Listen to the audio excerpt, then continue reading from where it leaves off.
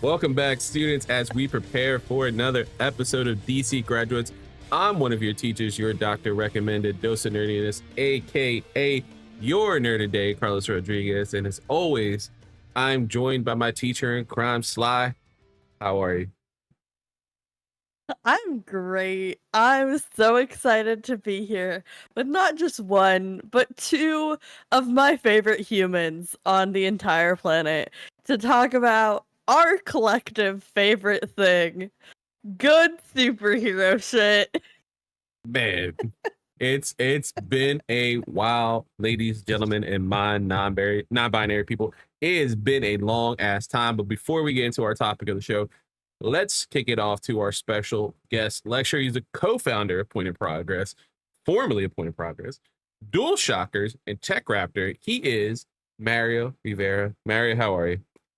I am feeling super for the first time in a long time. And so I'm glad to have a platform where I will finally be able to unfilteredly share my thoughts. I've been holding back on expressing this on any type of media, any form, really just Twitter or really Blue Sky, let's be honest. Yeah, so I'm excited to share my thoughts here with everybody. Yes, and that our thoughts, what we're talking about today, is a live action movie, which is very rare for us because, you know, we always have the motto in DC Graduates. We're here to show you that DC movies can be good as long as they're animated. Well, guess what, guys? This was not animated, and it's fucking fantastic. Spoilers for the whole episode. We are talking about. We're here. We've arrived. Yeah, this has been decades in the making. I knew we were gonna have a good episode, and mind you, we're just starting the episode. I know we were gonna have a good episode when Sly was like, "Yo, you guys want to talk about Superman?" And I was like, we're going to talk about live action? We're never going to talk about live action. We should talk about Superman. I've been the staunchest hater of doing anything outside of like the scope of our show. Yeah. And like when we tried to do series, I was like, y'all, we're talking about movies. And, you know, we're talking about animated movies specifically, but I saw the cultural conversation around this movie. I saw it the Tuesday after release, so I had a little bit of time to digest the reactions to it before going into it. And this is the thesis of our show. Yeah. Our show is DC movies can be good, actually. Our comma is as long as they're animated, because for the entirety of me consuming DC media as a fully formed, functioning thought human, DC movies were only good if they were animated. And I am so thrilled to say we finally break in the mold and we have a good live action DC movie. I'm so excited. Yeah, and not only that, we have a DC movie, and I think I can speak for everyone here, that doesn't have just sections that are good or things that we love. Like me and Mario, we could defend. Like I didn't mind Man of Steel for a lot of it. When you see this, it doesn't compare. You know, I'm a fan of the Christopher Reeve Superman movie. When you see this, it doesn't compare. Sadly, I'm saying you see the touchstones, you see where we got here, and we needed that to get here. Talk about that. We'll talk about that, but we'll get there. Yeah, we'll get there. But yeah, we are talking about 2025. That's right. This year it came out just a few weeks ago as of recording. 2025's own Superman, directed and written by James Gunn himself. The studio is DC Studios, which is lovely to say. I love saying that out loud. It stars Philadelphia's own David Corn Sweat, Rachel Brosnahan, Nicholas Hoult, Alan Tudyk, Maria Gabriela de Faria, Eddie Gathegi, Nathan Fillion, Isabella Merced, Sarah Sapirio, Wendell Pierce, Neva Holloway, Pruitt Taylor, Vince, Bradley Cooper, Angela Serafin, and Skylar Gisando. There's so many more people, guys. Like, go on IMDb, please. There's so many talented people in this goddamn movie. I literally Michael Rosenbaum, baby. Michael Rosenbaum, perfect cameo in this. There's like so many cameos. There's so many named characters. There's so many things in this movie. Is jam packed, and I did a disservice by not naming everyone on IMDb because they're extremely talented in this movie. It is not streaming anywhere just yet. It'll be on Max soon. I think it's like what 45 days, 50 days, something like that. Something like that, probably on Yeah. Max. Exactly. But it's in theaters right now. So please go see it. It's wonderful. Hell, as a recording this weekend, Fantastic Four's coming out. Do a double feature. I guarantee you, I'm gonna say it out loud. It's probably gonna be a great double feature to do. You're probably gonna come out be a great so double hopeful. feature. Yeah, that's probably a good solid weekend right there. Yeah, exactly. So, with that being said, Mario, as our guest, hit us with the plot recap. Ooh. Hold on. There's supposed to be a Yes. doc. I don't have a doc. Give me 1 second. I'll pull that up. Give me one moment. It's been a minute. The You're fun like, thing wait, we have a about doc? this is Is you there a still doc? have access to all the PIP accounts, To be right? fair, I don't have a link, so I'm not signed in or anything. So totally unprepared. So I apologize. We share this. No, you're good. Here, let me do that. I could briefly say though, just to bring up to the point of comparing this to the other Superman movies, Yes. I want to say that in comparison to the Richard Donner film, Mhm. I watched it recently. Kind of funny, obviously did all of their recaps recently with the current series, and revisiting it, it still holds a special place in my heart. I've always said that movie is in my top 3 when I ever talk about anything related to Superman or anything related to just things that, if you want to know who I am, it's Superman the movie, Goonies, and Willy Wonka and the Chocolate Factory. Like that's always the Oh, first thing yeah. that comes up. That's 3 great movies. Holy shit. Yeah, that makes up me. So Yeah. but until then, let's I found the plot recap right here. Superman must reconcile his alien Kryptonian heritage with his human upbringing as a reporter, Clark Kent. As an embodiment of truth, justice, and the human way, he soon finds himself in a world that views him as old-fashioned. Yep. And that's just a generic IMDb probably provided by the studio.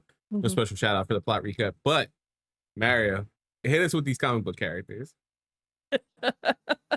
I try to fit as much as I could. It's a paragraph. Yeah, I'll read your list and see if I can remember any addition. Even the last one there, and I'm like, yeah, that was there, wasn't there?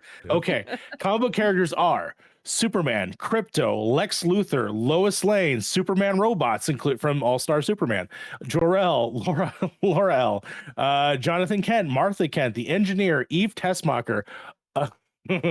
Otis Berg, which was an awesome little reference. That was the best. Ultraman, Perry White, yeah, exactly. Ron Troop, Cat Grant, Steve Lampard, Rick Flag Sr., Peacemaker, Hawkgirl, Green Lantern, Guy Gardner, Goddamn Mr. Terrific, Maxwell Lord, Metamorpho, Sapphire Stag, and then man, that there's also a mural that shows a bunch of cool shit in the background. Oh, they can go on for days, but that pretty much that does sum it. That's quite a lot of people. Yeah, the only character I left out that we can talk about it now, I guess. It's very brief. James Gunn hired one of his regulars to play the scientist with the crazy mustache. Like it looks like Yeah, it like ages that man so he looks so old with that mustache. He's not that old. But that character is very key to the cloning process that was discussed in this movie, and subsequently is a big character when it comes to my boy right here, Connor Kent. So I'm just saying, Lex made an imperfect clone in this movie. Spoilers, by the way. If you haven't seen the movie, what the fuck are you doing? Like I said, go watch the movie. Maybe he'll make a perfect clone with some human DNA. Who knows? Who knows? Yeah, I just need to split it up between 2 people. Who knows? Yeah, there's a Teen Titans movie coming out. Yeah. Who knows? Who knows? I got goosebumps just talking about that. So I saw a meme that I sent immediately to Carlos that said somebody might be created the natural way this time around with the chemistry we have between so much goddamn chemistry in this movie. We're gonna be gushing all this movie, and it's gonna be not a train wreck, but we're gonna be gushing this whole movie. So let's go right into the Andrea Romano roundup, as we always shout out our voice director, Queen herself, Andrea Romano. Can I start? Yeah, please. You pick the section to start with. I just want to start with what it means to be a Superman fan. And because I'm coming to this as notably not a Superman fan. Nothing against the guy, just never clicked for me, right? We've documented this on plenty of episodes of the show. This guy just never resonated with me, and he's somebody who has resonated with the two of you a lot throughout your lives. And I just want to say, this movie made me get it. Like, I've always liked this guy, but this movie was like, I understand what it means to be a fan of this character. And that's not something I ever had to connect with in any property, comic, TV show. Like, I love Jail and JLU, but like there were so many other more interesting people going on in those shows for me. Very fair. And I get it. And kindness is punk rock, and we love to see it. Yeah. Mario, let's start with you, because this is also a good piggyback. I once, not to shop my own solo stuff, but I was able to do an episode of my solo podcast, Nerd Today, with Greg Miller, and it was my 50th episode, and I titled it, it's a little sub-series within my podcast called The Meaning Of, and the first meaning of was the meaning of Superman for us, and we had an amazing discussion. Again, I'm getting goosebumps. I go back to watch that episode, which sounds very vain. Like, you watch your own shit. It's like the Donald Glover stand-up thing. Like, yeah, man, I really like this. But that's a really good discussion we had there. It was amazing just to gush about Superman for an hour with him. Mary, let's start with you. Like, what does Superman mean to you, and how validating is this movie being a Superman thing? Superman means a lot of things. I'll start with Superman means goodness. Superman is the embodiment of what it means to be a good person to others, to people, and not even having to be a human in a lot of ways. What I always have been connected to, and specifically to Superboy. Superboy, I have a lot of obviously love for Conrail as well. Superman to me has always been an interesting character when it came to someone with dual identities, right? So give me 1 second. Not gonna cry just yet. I just need to get that liquid in there so I don't start coughing.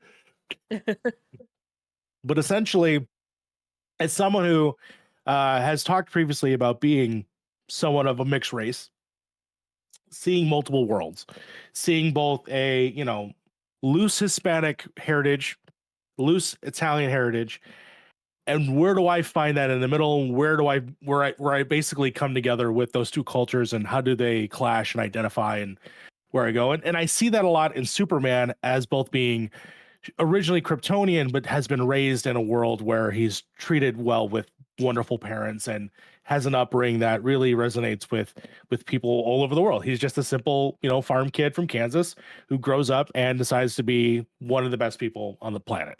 That is something that I've looked forward to, look towards to for inspiration, for how I felt as a human being, as who I want to carry myself. And we've had movies in the past where some of this has been explored, and specifically the Richard Donner film was definitely my first introduction to the character, as well as like the magic of you can believe a man could fly. Right. I believed it. I watched that film. I've seen him do amazing acts. Hero Line's Time. That's whatever. Yeah. But at the same time, kind of canon, but like, I'd go with it. It adds to the super powerness, and it's kind of overpowered and overkill. And I understand how people have always viewed Superman as like, that's insane. At the same time, I still think that, of course, Christopher Reeve, and I've been practicing saying his name correctly because for years I've also said the Reeves, which is actually George Reeves from the original, one of the original Superman Reeves, before him. Pretty good. Yes. So. Yeah, exactly. So that's why I want to make sure I'm saying it correctly. It's just so great that his son has a cameo in this movie as well. But yeah, just Superman's always been that wonderful character of like being good to others, and showing that there is a way to do this other than just being awful human beings, right? Since then, we've kind of diluted that message as we've gone along, specifically with the movies. I just rewatched Superman Returns just recently. I ended up picking that up on Blu-ray, and I wanted to like revisit it along with the worlds. And that one leaves a lot like where they try to continue the legacy of the Christopher Reeve movies, but kind of just in a not so interesting way. Yeah. And then so Superman was kind of dormant, and then Zack Snyder came in and was like, we're gonna try and do the gritty, realistic, what if a Superman existed in this world, post 9/11 world. Sort Big of on the post 9/11 world. debate, really, like straight up, Yeah. like there's just imagery in that movie that you can't escape without thinking about that time frame. And at that point it was only 13 years, I want to say, since that event. Yeah, Now we were we've had still in the midst of Yes. the global conflicts that we started because of. Exactly. Yeah. And then also in a connection with Christopher Nolan and his stuff with the Dark Knight. So like they're very much were going into that route. And that's always been the troubling thing for Man of Steel for me, is just being this sort of like Christ larger than life God figure, and not focusing on the human aspects of this character, what gives him humanity, what makes him ideal as a savior for what I believe is the world, not just America but the world, right? And it continued on into a track. And the DCEU is not something that I particularly enjoy revisiting. There are some standouts, like we've talked about, like Birds of Prey is up there with me. The Suicide good. Squad 2 movie, good. even Blue Beetle, I enjoyed quite a bit. So good. All three. The first There's a reason Shazam why movie they're I all like. moving over, right? There's a reason Yeah, those a are lot the of ones the characters that we that are like moving are over. going to be brought over, which is really awesome. And so now we get 2025's Superman. And James Gunn found a way to crack the character, not only in the humanity aspect of it, the colorful pop of it. It feels like I'm cracking open a book right when this movie starts, and I see those texts and I hit the beats of the, 30 centuries ago, like there was like this. 30 years ago was this. 3 minutes ago was this, and it just hits like a comic book. You're stuck right in the middle. 3 months ago was Yeah. omitted, but we see you. We see what you're doing there. And it's just like, man, just from the jump, this movie just hits you with like, no, we are a comic book movie. You don't need to have seen previous history of this character, but also if you have, you don't need to see it again. Let's get the story going. Let's not worry about a Kryptonian dog. Let's not worry about explaining what Green Lanterns are. Let's just tell you an excellent comic book story while opening up this world to a kinder, gentler place, with political commentary that honestly, even if you didn't mean it to, fits perfectly for what's happening. And I think that's what makes it so strong and potent and powerful. And, very much a good fucking movie. So I'll stop there. I've talked too much. I will now pass on. Yeah, I mean, to They were piggyback all great off, points. yeah, to piggyback off at least on the beginning, right? That first splash page that we get, splash page. I mean, even talking like it's a comic book, right? I love it. That Yeah, the brief history, just like perfect. 3,000 years, Yeah. metahumans, 300, this is that. It reminds me of opening up. Insane All-Stars metahumans, man. Yeah. Insane. Yeah. They say it, and even this beginning right here, if you guys can see it. So it's just 4 panels, and it tells the origin of Superman, right? Like doomed planet, desperate scientist, last hope, kindly couple. That's it. You're done. That's Superman. You don't need to know anything else, and that's what this movie does. You find out a little bit about Superman, and then next thing you know, he's bleeding and he's on the floor, and he's calling for his cousin's dog. Like we just jumped into that. And that's a perfect way to start this movie, and it was beautiful. That's on what's IMAX. missing in the comic book character, Supergirl. Yeah, that's it. Yeah. But for me, I'll reiterate from that episode what I did with Greg. For me, Superman is what the motto says from DC, right? Truth, justice, and a better tomorrow. It gives me hope. This was and again, not to bemoan any other movie before, this was the first movie that I felt. There's a quote from Countdown to Infinite Crisis where Blue Beetle, the main story is like you follow Blue Beetle in the DC universe as he's like uncovering this nefarious plot.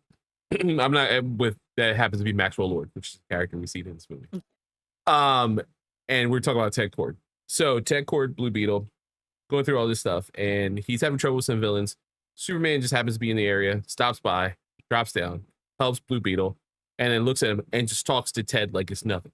Now, again, Ted and him have worked together so many times and all this stuff. And Ted has a line, like an inner monologue. He says, every time I see him, I feel like I'm the worst human in the world. And at the same time, I feel so hopeful that I can do anything. And that's just being around Superman. Yeah. And this is the first time I've seen Superman on the big screen, and I felt that. I felt like, wow, he can do anything. And at the same time, he's just a dude. He's just a dude who's just joking around with his friend Jimmy when they get into daily planning. They're kicking each other. They're doing funny bits. He's dating Lois. There's no explanation like, hey, and there's none of the bullshit that comes with it, right? He's dating Lois. He loves her enough to be like, hey, I'm going to tell you who I am. We're not going to play around with games. I love you this much. I'm going to share this secret with you. And let's build on a new wrinkle in their relationship that is, you know, reporting and how you should talk about yourself in the media, Superman. But And the ethics of how you do your job.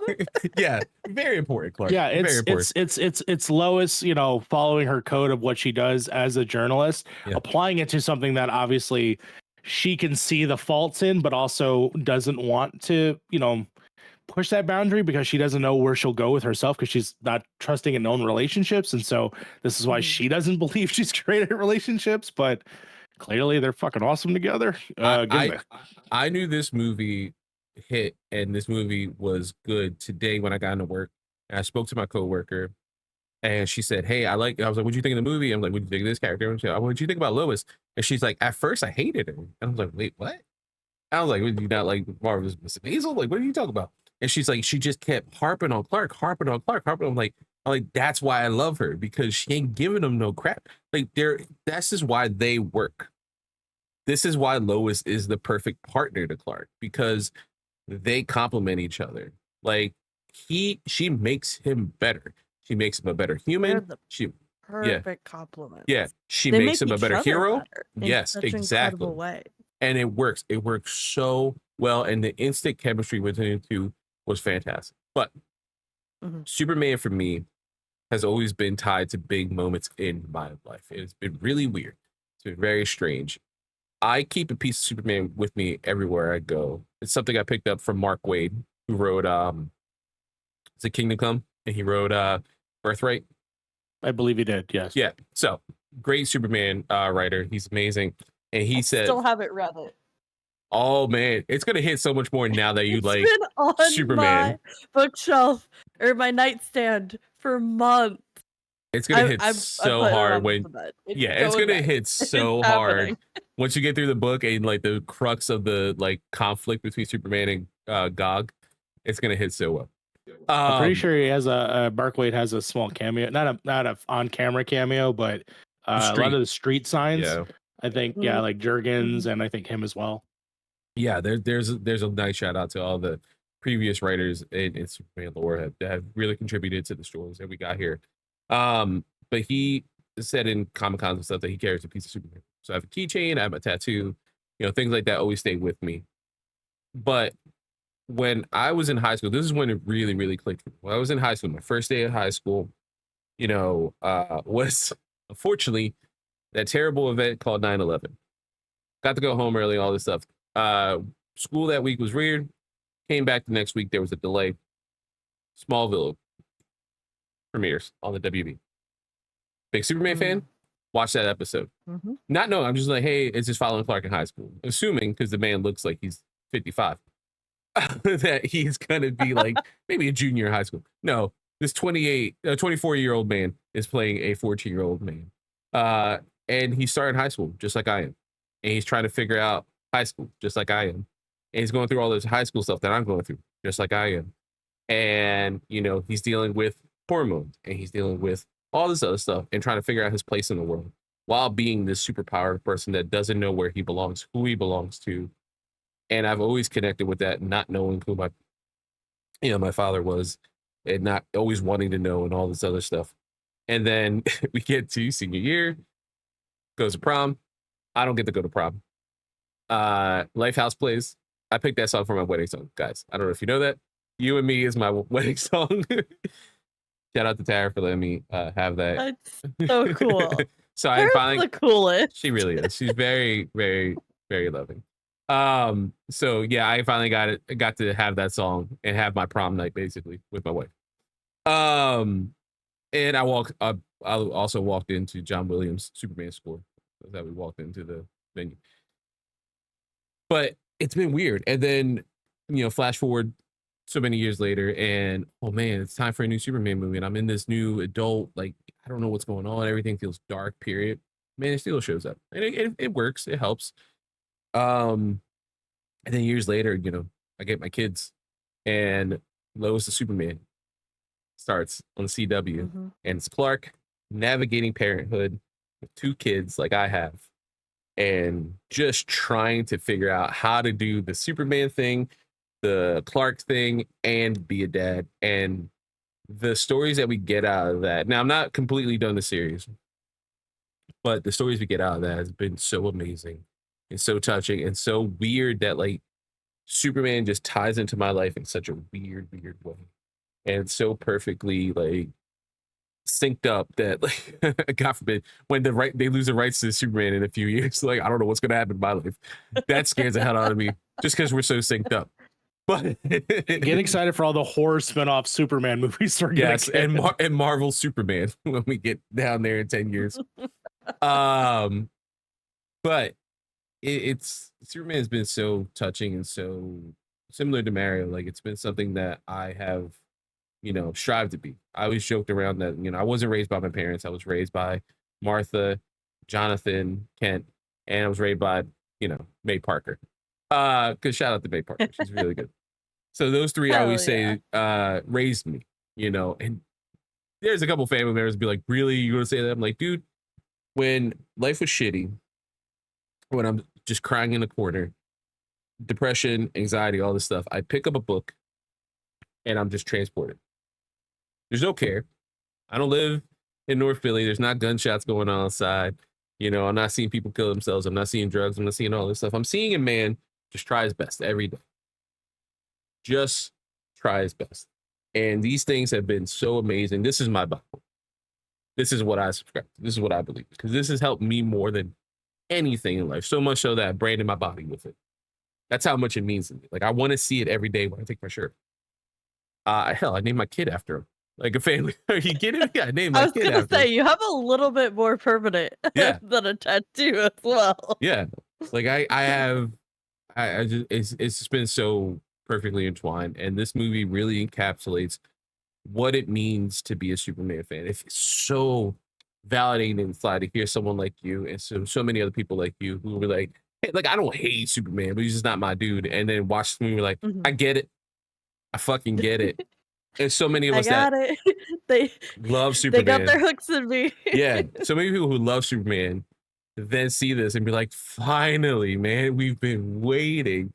Like he is just so heartfelt, so genuine, so proper. And he just tries. Not everything's gonna go his way. It felt like an episode, like that first episode of the Superman animated series, where Clark is trying to fly, picking up a plane for the first time, and then he grabs it way too hard, and the wing flies off. He's like, "Damn it, Clark!" Like he's angry with himself because he's just figuring out what's the proper pressure and things like that. And here's Clark being like, "I don't know what the hell I'm doing. There's a big monster in the middle of the city. I'm gonna try to save it, but not make sure it hurts anybody else, like a squirrel or this dog or this stuff." And then here's Guy Gardner. Great, Damn, it's just I think the biggest thing is this is an incredible Superman film from what I've seen of the diehard fans. This is a good Superman story. And I think what makes it even better is it's a very good example of what superhero comic book movies can be at this stage we are in the industry. And I love a story that starts in media res. I love a piece of property that puts you into the story with no explanation and just lets you figure shit out. Like a video game that Mario has ruined my life with 1,000 times Resist, where I did not know what was going on in that movie that game the entire time, but it was delightful. This movie, a lot of people have criticized it for a lack of an Act 1. I think we have a really great Act 1. We have a solid Act 1. We start in media res. We're hit with it's not a scroll, but we get text, we get information, we get this background. I'm just gonna call it a oh my god. Bro. The Star Wars scroll. Yeah. Yeah, the opening Because crawl of like Star that's Wars. basically what crawl. Yeah, thank you. So we get the absolute bare minimum information we need. We're not doing an origin again. Because again, this is Superman. This is the superhero. This is the comic book character. Everybody knows the crest of like the House of L. Everybody does. You can recognize that anywhere you are in the world. We know this character. We know this story. We don't need it again. And we're establishing a new format of how to tell these kind of adaptation stories on the big screen in a way that I'm so hopeful for the future. I want block of text action immediately in all the future movies until we develop a better format. This is so good of a structure, and I just loved it so dearly that we get this movie that embraces the heart of these characters so deeply and embraces the heart of the genre. We get bright colors. We get the dorky ass like boxer short thing, underwear looking thing that is approachable. You know, this is a terrifyingly strong individual who wants to be approachable, who knows the food cart guy's name, who connects with the people around him. And I think it was a perfect kickoff for this new era of the universe. I am not a James Gunn fan by any means. You know, some people are just like, it's James Gunn, die hard. But like, this was, I'll say it, this was a perfect movie.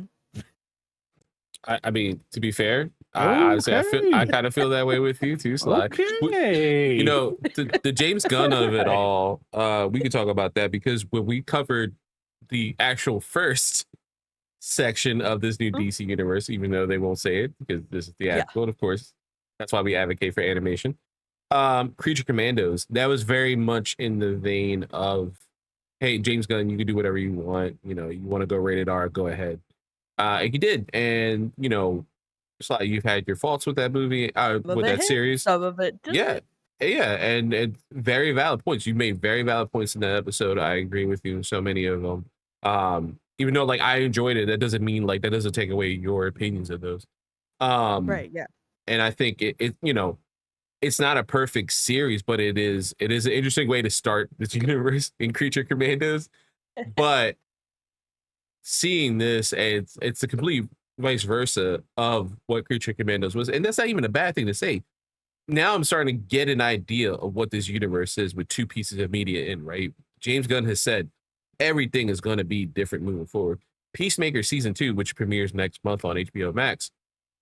They got HBO Max's back. When that appears, that is gonna, you know, tie into this new universe. It's gonna be very edgy, rated R, similar to season 1 of Peacemaker, and you know, kind of along the lines of Creature Commandos, but like in a different kind of way. Are we gonna touch on some of the points that we've seen here with Rick Flag Sr., you know, him being reintroduced that we saw in Creature Commandos and now Superman? Sure, we've seen Peacemaker already as well in this universe, and him being on a right-wing media show. That, by the way, I thought Michael Ian Black was gonna play Godfrey. Oh. And he did it, and I was like, shit, that's a no, but I like him as a sort of Tucker Carlson kind of character, which is maybe 100%. He's the perfect person to portray that. Yes, he ate that up. But we get an idea now, right? Like I expect when I watch Peacemaker 2, season 2, to get a little more of that like crude humor, very zany action, poignant moments, oddly enough, like scattered throughout, similar Creature Commandos, but similar to what we saw in season 1 of Peacemaker, but now with new layers in this new universe. And for some reason, and I don't know how this is going to work, in interviews, he said, hey, we're going to touch upon the DCEU of it all. That was the ending of season 1. I'm like, how?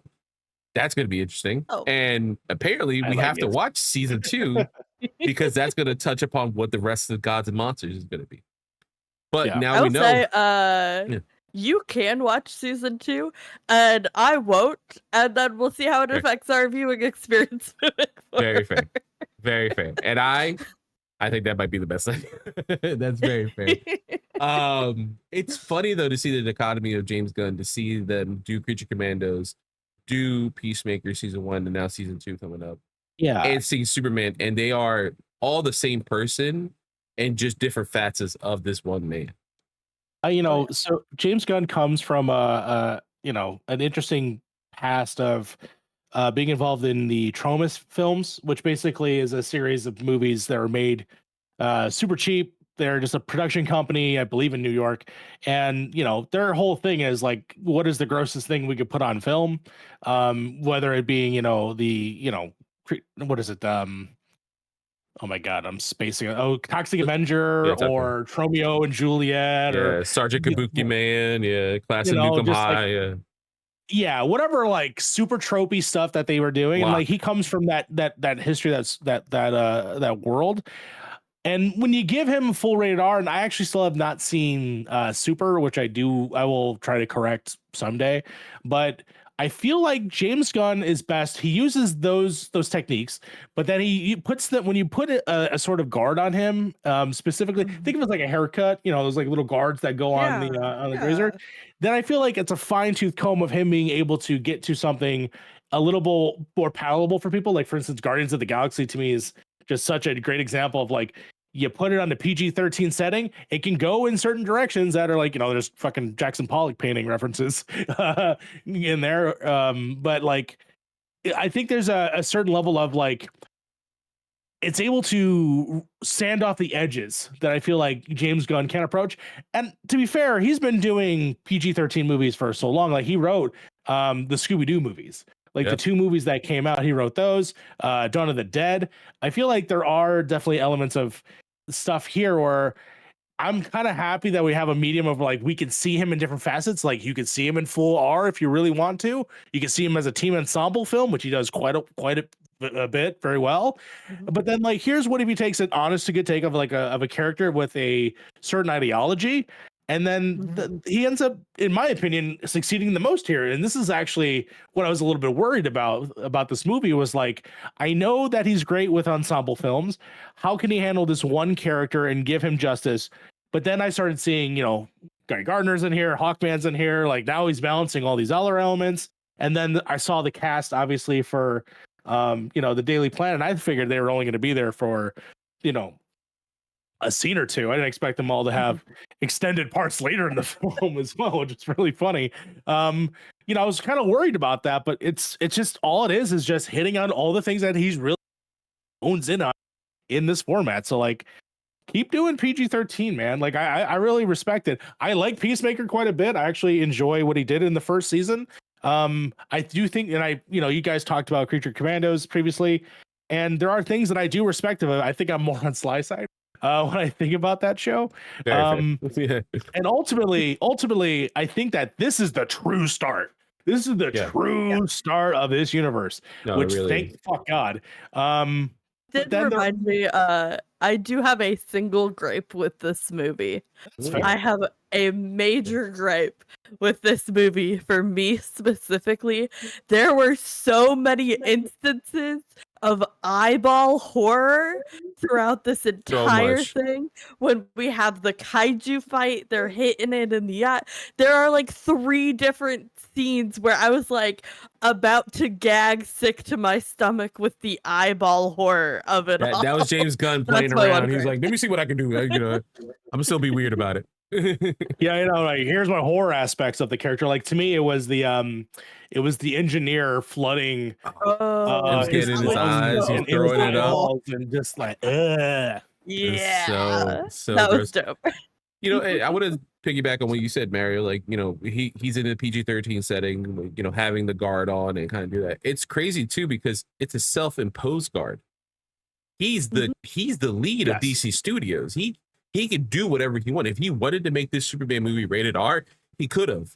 And he But he took knows what serves the character. which exactly. I And thought even is brilliant. then, he knew like he added a bunch of sex jokes because obviously there's a lot of jokes about well, not even jokes, but like Jimmy Olsen in this is very much a Lothario, even though like he's nonchalant about it. He doesn't really realize he's like, yeah, whatever, man. I dated like a bunch of girls. Who cares?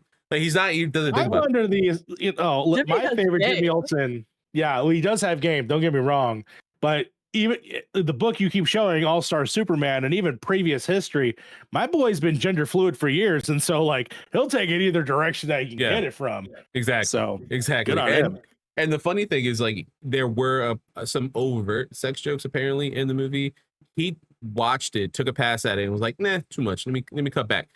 He in the editing process was like, "Yeah, that's a little much," and did that. And then the only thing he cut out from test screenings was Krypto actively getting hurt, like seeing him actively get Oh. punched, and like the yell. I'm and glad. yeah, and it works. It really does. Like, there's Yeah. enough harm to him already with the engineer and him pawing his face that I was like, oh, I was so stressed.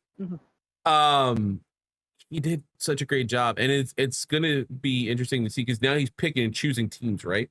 So he's picking teams, he's picking writers, directors who could fit in these worlds and helping with the cast process and things like that. Now we know again. Apparently, the second person that texted him after he got at the end, the job was announced with Jason Momoa. We're gonna see him next year as Lobo, as his new character in this DC universe. We've seen Guy Gardner. We're going to see him again in Peacemaker season 2 next month. We're going to see him again after in Lanterns, which is going to be completely different. I'm so excited. This makes me even more excited for what Lanterns is because now seeing that everything's going to be different and having the formula really work, in my opinion, like I agree. The Bride stuff and Frankenstein stuff, A Creature Commandos, very problematic. Even though the Bride is awesome, and then there's some deaths that should have happened. I agree. But seeing how crazy he can get with Peacemaker, seeing how poignant and remarkable this movie is, makes me so excited to see a true detective style Lanterns movie where we're getting. Give me the space cops gritty detective show you've always wanted. And now we're getting 3 out of the 4 corpsemen. We're getting Guy, Hal, and John Stewart. Give me my boy Kyle. It's gonna happen now. It's gonna happen. I'm telling you right now. Before this universe is done, we're getting Kyle Rayner. I hope we get Jessica Cruz. I hope we get Simon Baz, and I hope we get Connor Kent. That's the 3 things I want. That's like the 3 or 4 things I want in this universe. Like, build this world out a little more. And Lanterns is going to be such an interesting thing to see now. And Supergirl's, in post-production. We know the writer for Supergirl worked on a Teen Titans script, has now been hired as of today to write Wonder Woman. What's Wonder Woman going to be like? I'm so normal about this. Guys, we're getting Damian Wayne. So like what I gotta know what was so great about Supergirl. And I do find that interesting that like immediately after Superman, we're not getting some other flavor in the universe. Obviously, we're getting the TV shows. Don't get me wrong. I'm very excited about that. That the next year is just going to be Supergirl. I wonder if that is going to be an issue of an oversaturation when it comes to these super things. But I do hear that story is based on a specific comic book series that should be a totally different tone. So I'm very excited to see. Table anymore. Yes. I read it's so good. that comic, not knowing it was the inspiration for the movie, because I said, hey Carlos, give me a bunch of fun comics to read, and that was one of them. And it was probably the coolest, most interesting comic I've read on a take on structure and storytelling. And the main character's point of view is not Kara. Like, she is the side character in that story in a really interesting way. So I'm really excited to see how they adapt that for a movie. But I fucking love that comic. It's so good. It plays into this idea that we talked about in the Superman Unbound episode that we did, this idea of the Kryptonian diaspora and what does it mean to be the last child of Krypton as Kara, and what does it mean for Clark to be raised in human society, raised as a human basically, and later adopting this Kryptonian identity. And it really plays into the idea of what does it mean to process grief and how people respond to grief and what is healthy and productive in those moments and what can be damaging these choices you make out of this grief. And I am so excited that like 5 seconds we got of Kara was She was perfect. wonderful. I love her. Listen, I love Melissa Benoist. I love a Broadway actor turned superhero TV actor, and she's incredible. And I keep seeing all these posts that are like, we can like both. 100% 100%. cosign. We can like both. 100%. I love that we're getting a younger, messier Kara who is grieving the loss of her entire purpose. She was given one mission and she failed before she could even start it. And what does that mean to her as a character? And we're going to dig into this through this view of like this young girl who is so passionate about avenging this horrible loss of her family and what it means for Kara to have to process that externally through this other character. I'm so excited, y'all. Yeah. Supergirl is gonna be so good. I have so many feelings already. Yeah, it's just crazy. Yeah. And we live in a world that we're gonna have two, in my opinion, from the 5 minutes that we saw her in this film, two perfectly cast Karas, and Melissa Benoist and now Millie Alcock. And I've never been so excited to be wrong about a show because let me tell you guys, I love Game of Thrones. I'm behind the season of House of Dragon. I saw House of Dragon. No shame to the actor who takes over for Rhaenyra at the time skip. But I was like, hey man, the actor who took over for her friend doesn't look too different than the younger actor. Millie Alcock could have just kept playing that character, and then it was like, hey, she got Supergirl. Oh, that's pretty cool. Then watch 5 minutes of this. We're like, I'm glad she got Supergirl. No shame to Game of Thrones and House of Dragons. I'm just way more happier now that she's Supergirl. Yeah, I'll fucking say it. Fuck Game of Thrones, all right? Season 7 sucked, all right? Season 7 I'll did say suck. God damn it. It was so good in the beginning of that season, and it ended so bad. But yeah, this universe is so expansive. And this is also a universe where, like, I don't know if it's going to be canon, but, me and Sly have talked about it a bunch.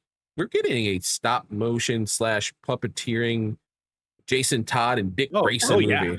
Oh, Like, yeah. are That's you happening, kidding me? maybe. Even if it's not canon, the fact that we are exploring these movies and we're giving them space, like we're giving Matt Reeves to do the Batman, and we're getting a supposed another Batman for this universe. Like I'm totally with them finally explaining. However, every time I see a photo of fucking Corn Sweat and Pattinson together, I'm like, ooh, I feel wet. Like I kind of want them together.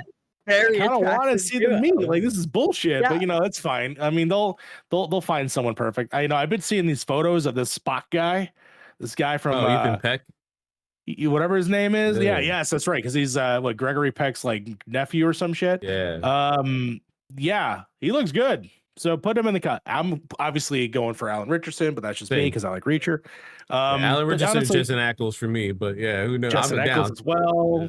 Like there's so many choices that you can go with, and honestly, you can't go wrong. But like, man, I do want to get into like some stuff about this movie because there's stuff that I have questions about and stuff that I like. There's some key things in here that like I'm so glad that we're exploring pocket universes. We're exploring like these other side characters, but like there's a lot going on in this film. Yeah, let's kick it off, Mara, because we're done our roundup. We pretty much covered all 3 of our topics on there, so. Kick it off. What do you want to talk about specifically when it comes to Superman 2025?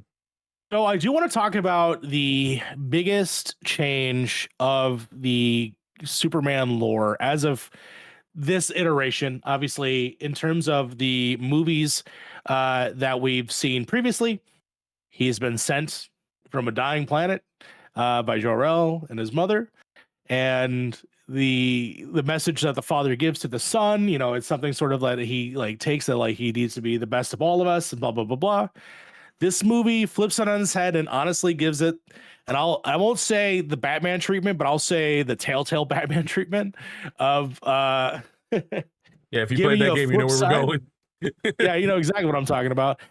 And this also leads to question because I've had since time to think about it, and I've seen other people's takes on it, and I'm very curious of how this will lead. So the biggest change, obviously, in the movie is that Jor-El sent, obviously, Superman to our planet. He, lived his life as he does. He has this message that, that he loves to hear, and it like soothes Ellen. It soothes him. Like, I love that little joke that they have with Alan Tudyk. But we learned that the message is incomplete until we find out later that the actual end of that message is that he is being told also by his father, and his message is to take over the world, to rule the world, to spread the basically the Kryptonian life. I don't want to say seed, but I'm gonna have to say seed. The Johnny harem, Appleseed if you is will. bitch. Yeah. I did see a post that was like, would you join the super harem? And I was like, he doesn't really do it for me, but Lois does. If I could I do, would join if it's a Lois's poly, harem. if it's a Yeah. poly Mhm. situation, I'm going in for Mhm. both. Yeah, is it like a Okay, so Cyclops my store feelings thing with where like the Wolverine's on this side and Emma's on this side and Cyclops is in the middle and Yeah. Jane's there too? You know what I mean? Uh-huh. Like, is Yeah. it I that? almost spit out my water. Is it like a Krakoa situation? Because I'm down. Yeah. My thing about the message is a lot of people are trying to say it's fake. It's not fake. Like Mr. Terrific so clearly proved that the tech experts have validated that they recovered the lost footage, whatever, right? Here's Do you want to hear my my thing. theory? I don't trust linguists. These linguists have never spoke Krypton a single day in their life. How do we know what their translation actually is? I don't Mhm. trust them. So I think the message 100% is real. What they're saying in the message, I doubt. And I think that'd be a really fun thing for Kara to explore the nuances of Thank you for language bringing that and up. translation. Because that's But my yeah, biggest that's concern. where I'm saying. Yeah. Yeah. That is my biggest concern because I'm reading other people. This is not an original idea. I'm not entirely sure how. I think I got this from King Leon or Lion King Lion from TikTok. Oh, okay. Yeah. He Shout out to brought up King he brought up a very interesting point that if in fact that this message is real, which by the way, my current theory is that this is not actually Jor-El, and that this is actually a planted message because Kara has not seen, as far as I know, has not seen this message nor has identified these are in fact his parents. I'm getting the You rock feel that, treatment. right? Yeah. But what if in fact it's not necessarily Jor-El, it's in fact Zod in some other capacity? That would be, in my opinion, the better option. Zod and That's Ursa. okay. Yeah, exactly. Or Thora, whatever you want to, call her. Yeah. But it does put an interesting wrinkle on the Supergirl movie that if this is in fact the relatives of Clark, is she aware of the ongoing message? And if that's the case, is that, the thought process of what's going on with Krypton? Like, where does that lead? That's the one ripple that I have of like, granted, she's not in this movie. She's not anywhere near right now to deal with this. But I would love the idea of like, sure, the linguist, thought this or whatever. But honestly, maybe a mistranslation of a word goes into bringing you, spread your love to Or the people, not spread your love with the people. specific. Yeah. Yeah, specific, purposeful mastermind evil genius maybe paid off those linguists because linguists don't make a lot of money. They could use the Luthor money. No, true. I will go with it's the Mr. Terrific of it all, of him saying Yeah. this, and that's where I will be like, this is the movie telling me that this is not a fake, including even Lex Luthor himself saying it. So like those are things where like I am confident that the movie is telling me that this is real, and I will accept this as a reality. However, now this is a thing to consider with Kara, and that's what I want them to explore. I again want the route of, hey, this is not actually Jor-El, this is actually Zod or some other Kryptonian or whatever they want to go. That would bring a little piece to my heart to, fix that wrinkle of it all. Like, I'm totally fine with that was the message and that being real. That's okay because the movie proves that that doesn't matter. It doesn't matter where you come from. It just matters who you are and how you interpret messages. Who raised you? Exactly. And Which is how much beautiful at the end. mom and pa, and how much they influence his moral compass and who he is as a person. The last shot. Fine. Oh, also, MacKinnon calling him mush because he cries so much. Like he cries at the drop of a dime. I love it so goddamn much. Well, that's an interesting thing because for me, when I took the message, I thought it was very interesting way. Obviously, You and me, Mary, are both Invincible fans. This is very much a through line of that which is, a play on a play on a play on a play, Vegeta, Saiyans, Kryptonians, all very similar. We've been down the road before. Yeah, exactly. So for me, it's easier because of more recent comic books to knowing that Jor-El isn't the most altruistic person that we've seen in canon. That getting retconned a few years back, and him taking John Kent on his little multiversal universe adventures and hang out with his grandfather, even though he kind of forced Clark to do it, and then losing John in Earth 3, which sucked for John and then he got older out of nowhere, and Clark and Lois missed time with him. They completely fucked up the whole John and Super Damian Sons, thing yeah. that is offensive to me personally. That's all Jor-El. That's all funny, Jor-El. Fuck that guy. You know what's funny? That's also a plotline in Angel. Yes, yeah. It happens with Connor. Yeah. But so I thought, seeing that, know that in canon, at least as the past couple of years, he's nice, but like he's not the most altruistic that we've gone to know, this pillar of light, right? It's easier for me to see him do kind of the Man of Steel Jonathan Kent thing, where he sees almost like he is this vast being, he is this alien who can see so far in the solar system and be like, hey, that planet would be good. We know our sun will be safe. He'll actually thrive. He'll be stronger than everyone. And that's a good place where he can repopulate Krypton there.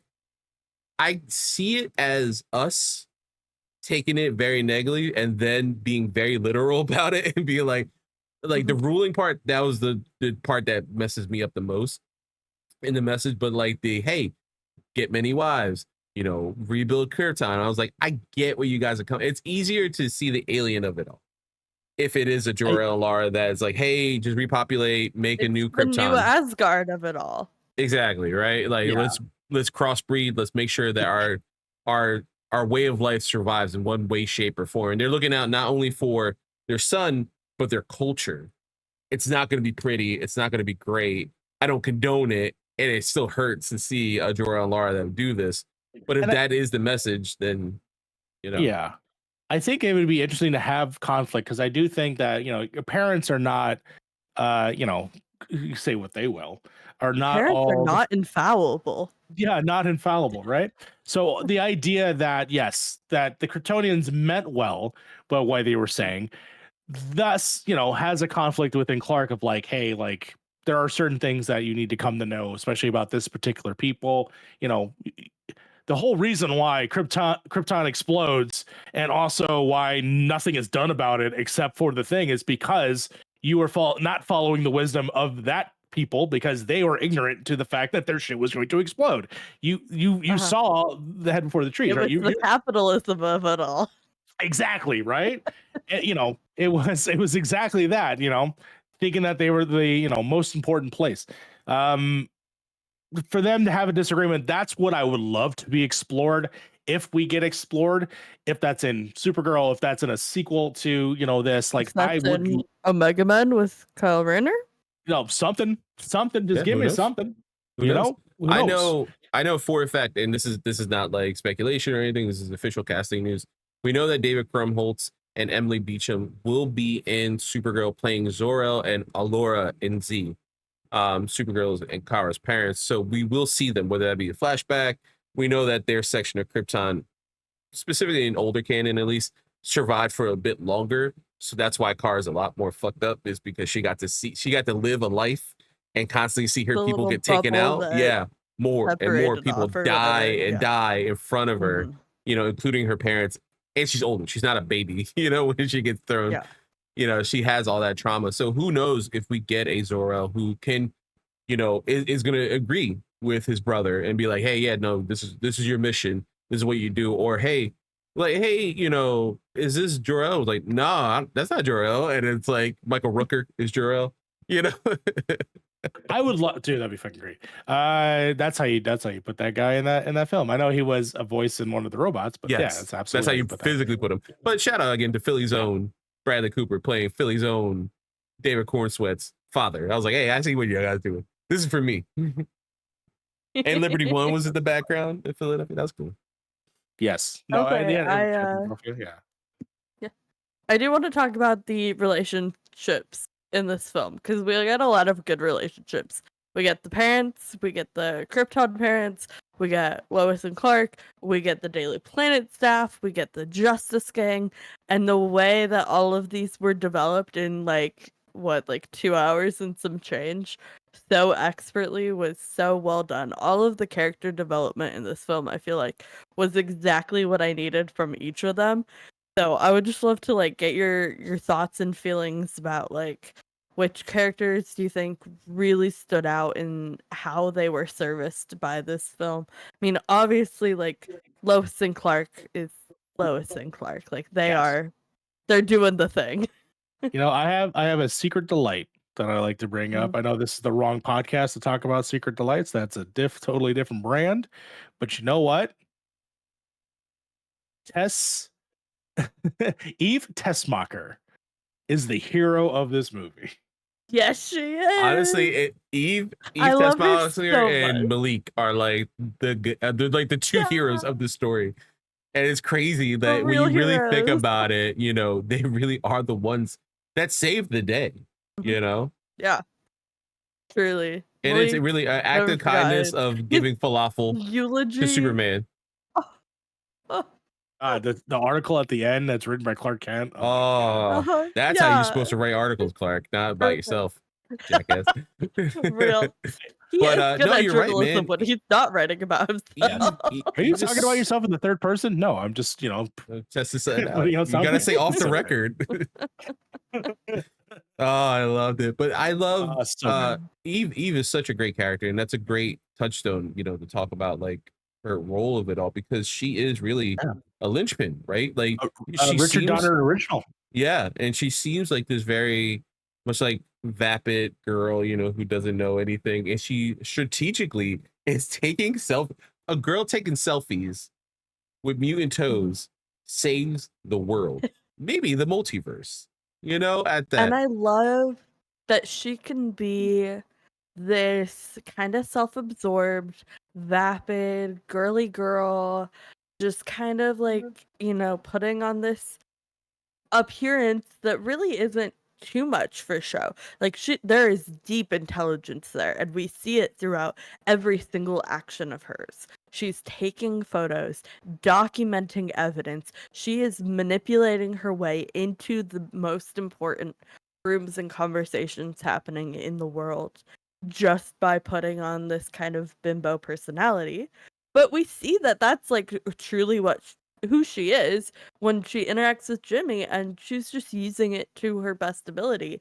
And like she finds out what happens to Lex's other girlfriends and understands what will happen to her, and she is calculated and careful and does exactly what she needs to save herself in such a brilliant way.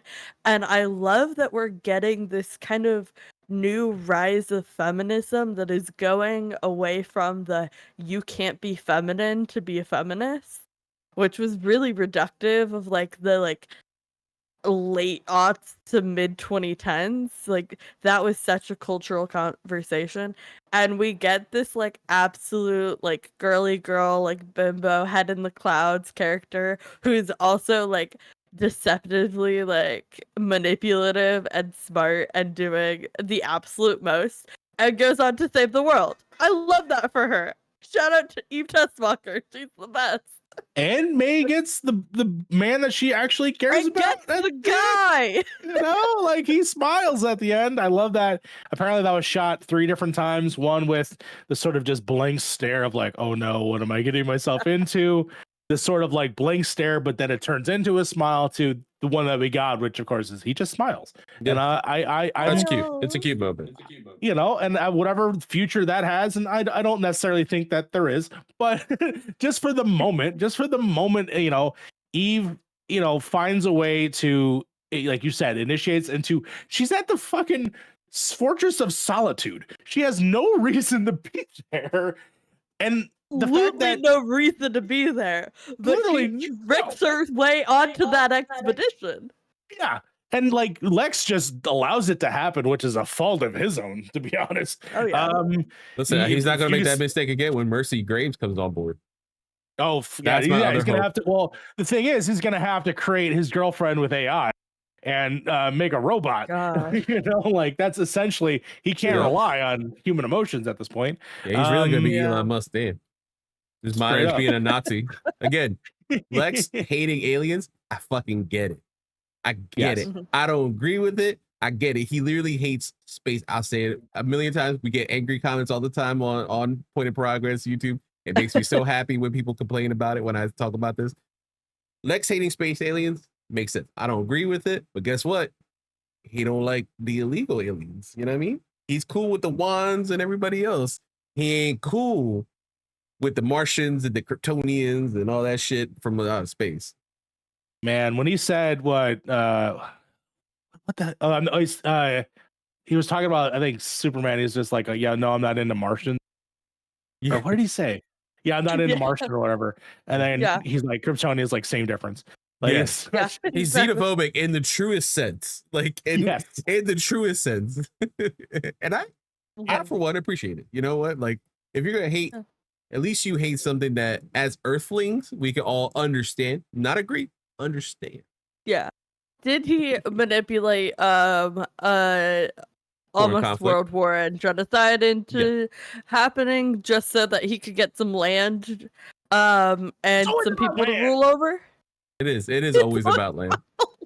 It's always about And the land. It's like- resources.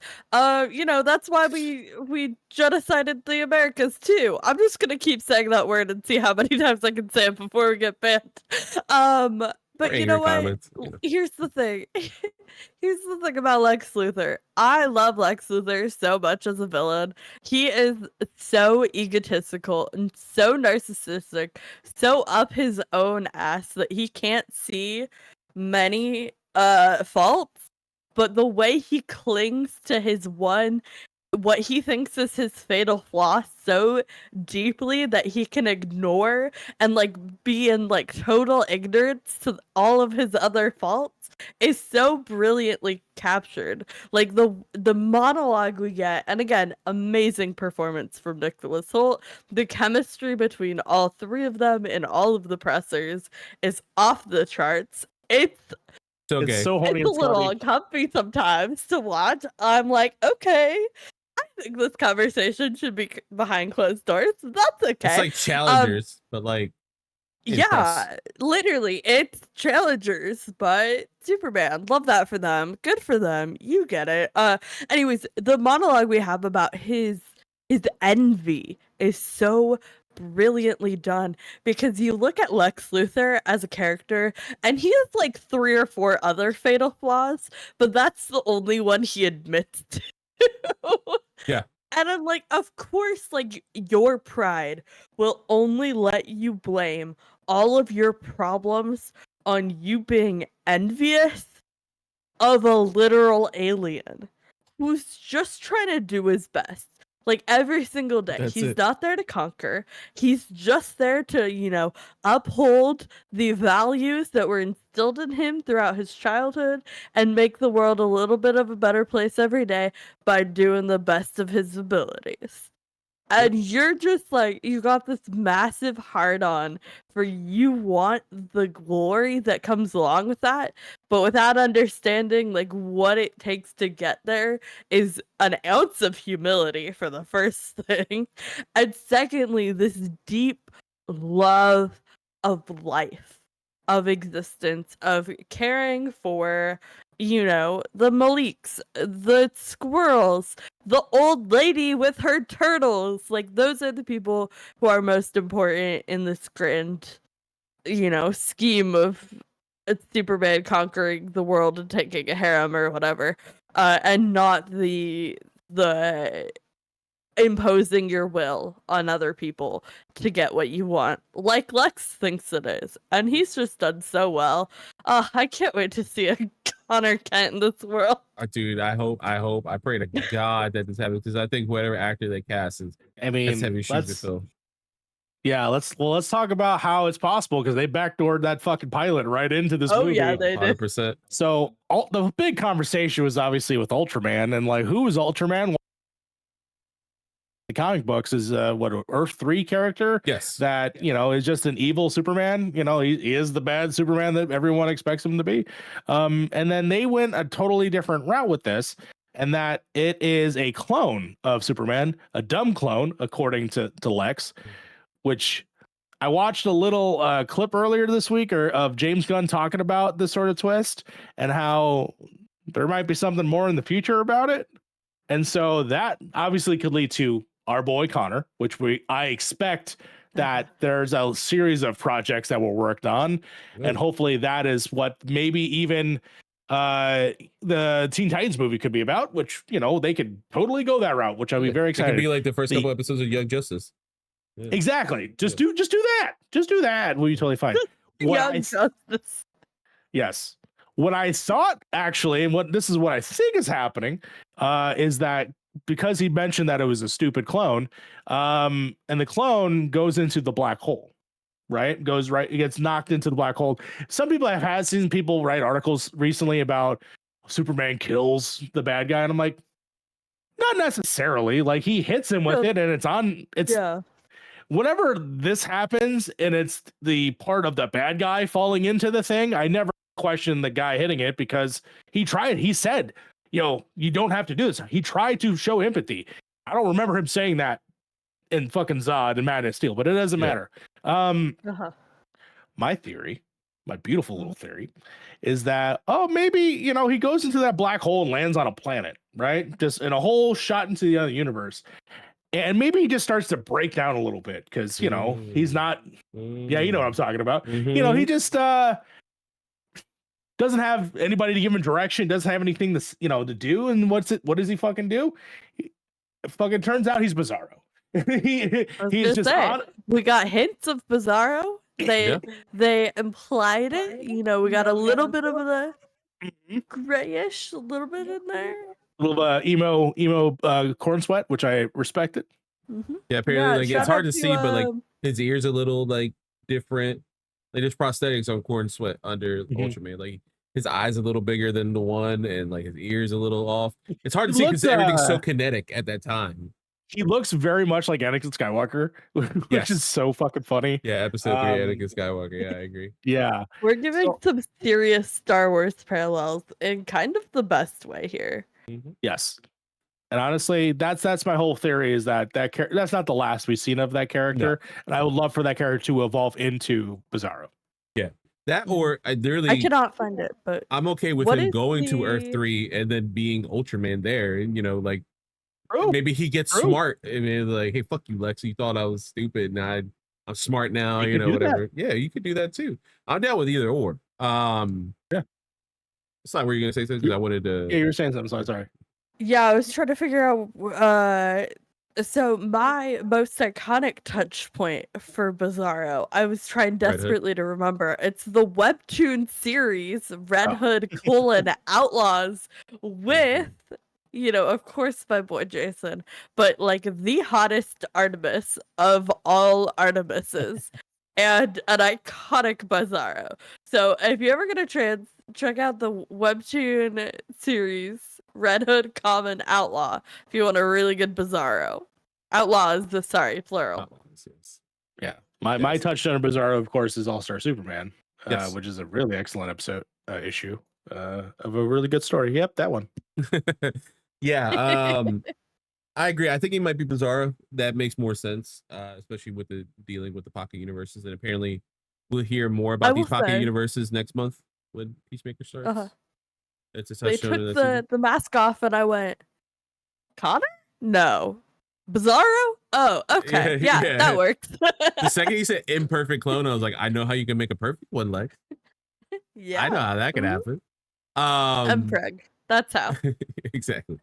Natural. Yep. That's funny. That's what Lex didn't know. Superman got my homeboy pregnant. My name's Quan Mills. Exactly. That's what Lex doesn't know is like Kryptonians can get anybody pregnant. Not that harem could be man or woman. one thing I wanted to touch Exactly. upon earlier, it's like we were talking about the Daily Planet. This is the first time I felt in a very long time that it feels lived in. Like walking in, seeing Clark walk in, he's bumbling, he's walking through Fucking everyone's Lombard. Lombard's giving him shit. He's making fun of his parents while he's on the phone with his parents. He, gets the headline. Him and Jimmy are celebrating, which is one of my favorite things in newer continuity, that Jimmy and Clark are friends. Like, I know he's like, hey, I'm Yeah. Superman's best friend. And we're like, no, but like, y'all got to be best friends. My Adventures of Superman, I shouted out in my notes, is one of those that like they are college roommates. They work at the Daily Planet together. Like now they're best friends. Like it's just something about that relationship that I love more when Jimmy is Clark's friend as well. But yeah, of course, Superman's there, but like y'all got to be friends. Perry feels perfect in this universe. Cat Grant, for the little that we saw her. Yeah. Yeah, that too. But yeah, Yeah. Cat Grant was great. Uh, Shout out for her being Tony Chopper in One Piece. I gotta get One Piece in there one way or another in an episode of this show. I will say everything that just we've feels great. seen so many iconic, like Cat Grant 5-second appearances as we've been going through the DC animated movies. And I don't feel like we've gotten a really solid, like, age aligned with the characters Cat Grant in live action in a hot minute. And it was so excited to see her young and friendly and like on the same level as them in a really interesting way. And she got to like hang out for a little bit, which was fun. It Yeah. was more than like 5 seconds.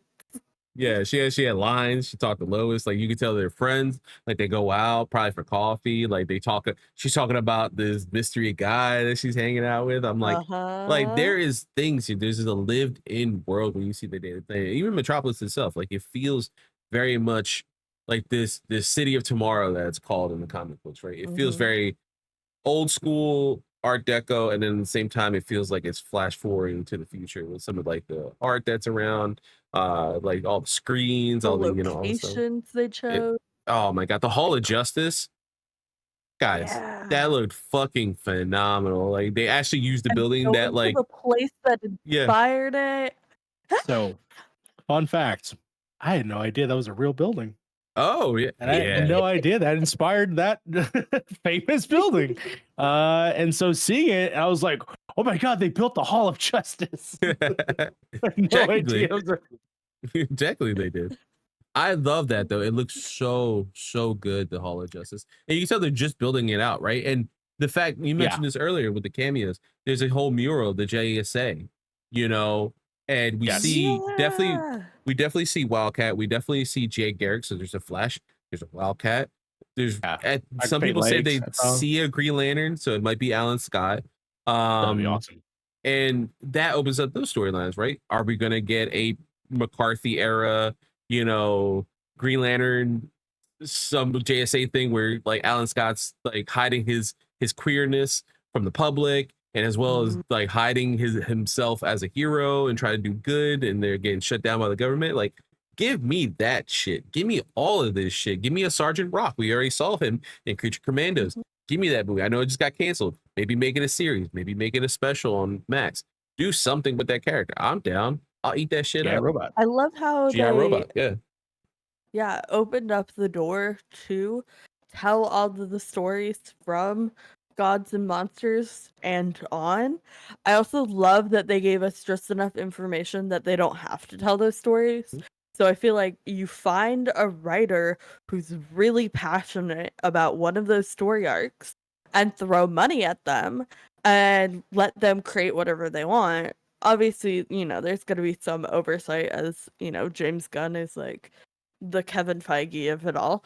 But really just like I think they have such a good opportunity to find people passionate about telling these niche stories, giving them the support to do it, and it doesn't have to be the new MCU. It doesn't have to be interwoven, Yep. but they can all be standalone projects that exist in the same universe in a way that, doesn't have to be like afraid of being contradictory of each other. Yeah. Yeah, like to bring up the mural and like what they could do, and the fact that they don't give you any information about it's just sort of a part Yeah. of the building. But as fans, we know what those characters are and what they mean. The opening crawl goes back to like the world is well aware of metahumans. Metahumans are not a new concept. They've been around for so long. So then you can go back and tell World War II stories with these characters, which Mhm. they, as the Creature Commandos does, go into like people understand robots exist. There are special things like what if Wonder Woman led this team, or what if, for instance, the whole backstory with hawkgirl, her whole character is that she's a reincarnating character that goes back and forth. So like cast another actress as hawkgirl that clearly carries that mantle on when she gets reincarnated in the future. Like they could do so many cool little things. I know obviously Superman I don't think should be part of that because we established it's the last 3 years, but Mhm. it doesn't matter. There's still a wide variety of like they're Mascarans, like there's all types of stuff you can go and like go with this world and just go nuts with it. Even if like the Justice Gang is just an evolution of whatever that team was called, if they are called the JSA Yeah. or whatever. I do I love that hope they're just they're called the the JSA. I hope they're the JSA as well. I do love that, we don't get the JLA in here. We get, of course, Uh-huh. the Justice Justice I Gang. Gang. love the Justice Gang. It's, Can I take a quick detour? yes, I want absolutely. to talk about how much I love hawkgirl.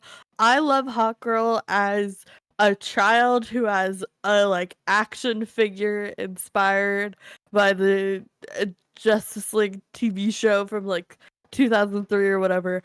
I I am somebody who sometimes I love things so passionately and have to know every detail, and sometimes I love something deeply and don't care to know anything about them. I know hawkgirl has like so muddy background and like so many different iterations, but hawkgirl will always forever to me be that JLU action figure and the stories that I got to tell with that action figure.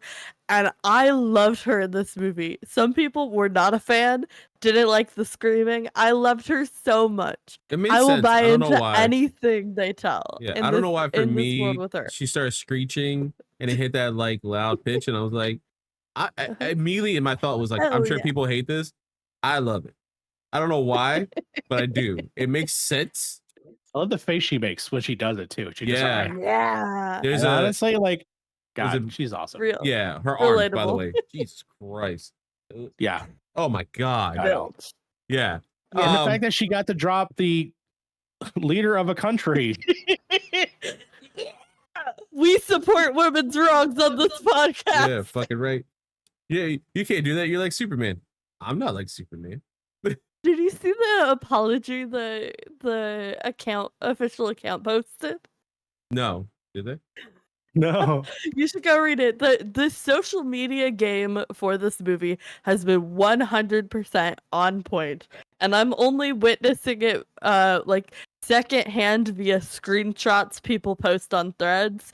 Whoever's sharing those screenshots, shout out to you. You're There's doing a the lot. Lord's work. Yeah. Yeah.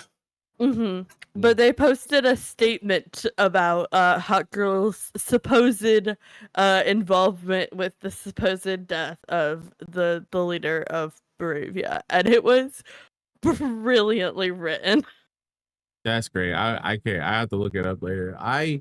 Yeah, Hawkgirl was great. Shout out, there's a manga artist, famous manga artist in Japan that did the Justice Gang and killed it. Absolutely killed like their drawings. And it is Hawkgirl, and he like over exaggerates her face a little bit as she's screeching. Also, that camera angle, like we don't talk a lot on in Like DC graduates about fishbowl lens. a lot of the technicality that comes with like the angles and the colors and things like that. But like, dude, a lot the flight, like how it looked, like everyone flying looked fucking fantastic. Whether it was, Mr.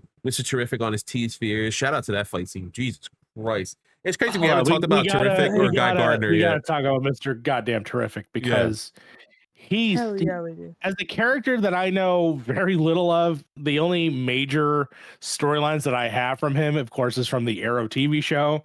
He, wasn't to me a standout on that show, but I'll tell you Not well what, portrayed. not well portrayed in my. I mean, not no faults to the actor. I just think the stories they gave him were just not. Yeah. They're just whatever. Seeing him, as you know, people have referred to him as actually referred to a lot of people in this movie as neurodivergent. Oh yeah. Yeah, for sure. Especially Corn Sweat in these interviews. That man he's got passion. so neurodivergent, and he is fully committing to it, and I love that for him so much. The Randy Bromsky video still makes me laugh watching it. But Mr. Terrific and his portrayal of this character that you don't know really anything about the character. You really don't know what he can do, but he does it through action and through just being a presence on screen, even for the slightest second that he shows up. And so, like, to have that extended, beautiful needle drop fight scene, chef's kiss. And someone did point this out, that the music in the bubble is amplifying the music on the outside. And I don't know if that's to calm Lois, but the actual fight itself is just absolutely gorgeous, breathtaking. Yeah, I didn't even think about that. That the music is probably playing on the outside for him. Yeah, everything about it. There was no like lost motion. I think it was New Rockstars that talks about it. Like, of course, his background, he's like Olympic, trained athlete, so he has that like prowess. Code for like human that can fight is like Olympic trained. That's the peak human physicality. But there's no wasted motion in everything he does. If he punches, it's because he knew he needed to punch at that moment. If not, a T-sphere is going in your face or you're getting shocked or anything like that. And just everything he does, whether it's hand motion or anything like that, was perfectly encapsulated. And even to certain things, right? So you get the idea with the Justice Gang that they have a uniform. That's why they all wear white. But that is traditionally Mr. Terrific's outfit, is that white with the red and the black. And then the fact that he had the fair play on his arm, which is a touchstone to he's the second Mr. Terrific. The first Mr. Terrific, Teddy, no, that's an actor, Teddy Spears. Teddy Spears? Maybe. Let me double check. It was all about fair play. I think he had like a bat or something that had it on there. And he's very inspired by that Michael Holt in creating this, this persona of, taking up the mantle of Mr. Terrific. But I do like that his fight scene, his everything about him did feel very neurodivergent. He's very like matter of fact, literal when it comes to everything. Very annoyed by any little like inconvenience, whether it be a dude that is purple and now his head looks like a rocket for some reason, or a dog, a super powered dog. Just very annoyed. If anything he can't control. And if he can piss off Guy Gardner, he will. And Guy Gardner, guys, fuck that guy. He was so good. He was so good. He's so goddamn good. He was such a dick. He's perfectly cast. Jesus Christ. Terry Sloan was the other Mr. Terry Terrific, Sloan. Yeah, we're close. Yeah. Terry Sloan. But Guy Gardner in this movie, perfectly. At first, I was like upset that we weren't going to get a Nathan Fillion playing Hal Jordan. We got Kyle Gallner from Friday Night Lights. He's going to be playing Hal Jordan and Lanterns. But yes, in this, man, he's Nathan Fillion is just so perfectly cast, Guy Gardner, and we've seen him so many times on DC Graduates as Hal Jordan. He's voiced him throughout the animated, the previous universe that we covered last season, and in Emerald Knights, and he's just so perfectly cast as Guy. He's such an asshole. The use of power that they showed with the ring was perfectly done. Didn't have to explain too much about like why there isn't a trail. Like, if you need to understand that, pick up a comic book, read Green Lantern Corps. Why there doesn't necessarily need to be a trail when a Green Lantern uses a contract, pardon me. And the middle finger coming up from the ground as he's taking these fascist fucking, I was about to say, the real world equivalent might have been, but yeah. Yeah, the country that seems very similar to something in our real world. As they fly over, was so cool. Such a great, and he's just a flick of the wrist, just like he just could not be bothered. And then that line to the kid, like, "Sorry, but Sue's gonna make it, so you got something better." It's just like, you got an upgrade. So perfectly done, man. What are you guys' thoughts on Green Lantern, Guy Gardner? I mean, I adore Nathan Fillion as an actor, and then of course Guy Gardner. My initial run with Guy Gardner is of course the Jeff Johns Rebirth and all of the extended universe that goes after that. So my version, he has a very different hairstyle, but this of course I like is this. the traditional. It's more of the like military cut, like like shaved sides with like little buzz, and maybe they'll give that to him one day. I do love that we start here, because that is always an evolution that you could do. But and honestly, the backstory, the real backstory of Guy Gardner, a little convoluted. I'm glad we didn't necessarily need to explain that. We did just needed to be. He's just a guy that was chosen by this thing that we don't necessarily hear or see, but he talks about it. And then just through action continues the story. And then it gives you a little taste in the universe of like, well, what is that about? It doesn't need to be explained in this movie, but thank God we'll get other things that will approach and deal with that. And so for him to just to be a positive representation of Green Lantern on the screen, like I don't hate the Ryan Reynolds version. I haven't revisited it in many years. I know that the ending I'm not particularly fond of, particularly just like stuff that they do, but there's definitely, it was an attempt. That's all I'll say. There was an attempt. I'm happy that the suit is tactile and not just this sort of like construct that goes over it. I do think that ultimately, I don't know, that left a bad taste, and so I'm glad to see that it is just part of a normal suit, which I want to know what John Stewart and Hal Jordan suits will look like if they even don them. Yeah, that's true, because it's like a undercover true detective kind of deal. Are they going to be in civvies that can just use their ring when they need to? I also, you saying that gave me the biggest goosebumps, because if the idea is like the ring makes the suit, and this time it's not CG and like colorful like it was, but it is a physical piece, like something that tangible you can touch. Dude, what if we get John Stewart in his JLU costume? Like, how cool would that look? I would lose my shit. Yeah, no, nice. this is my first introduction to Guy Gardner. That's I a great am a John introduction. Stewart person. I have been recently converted to the cult of Kyle Rayner, obviously. And of course, Jessica Cruz was probably my favorite of all of them. We love an anxious queen. But it was so interesting to see this guy who I kind of knew his character, like the idea of his character was that he was just like super bland and kind of annoying.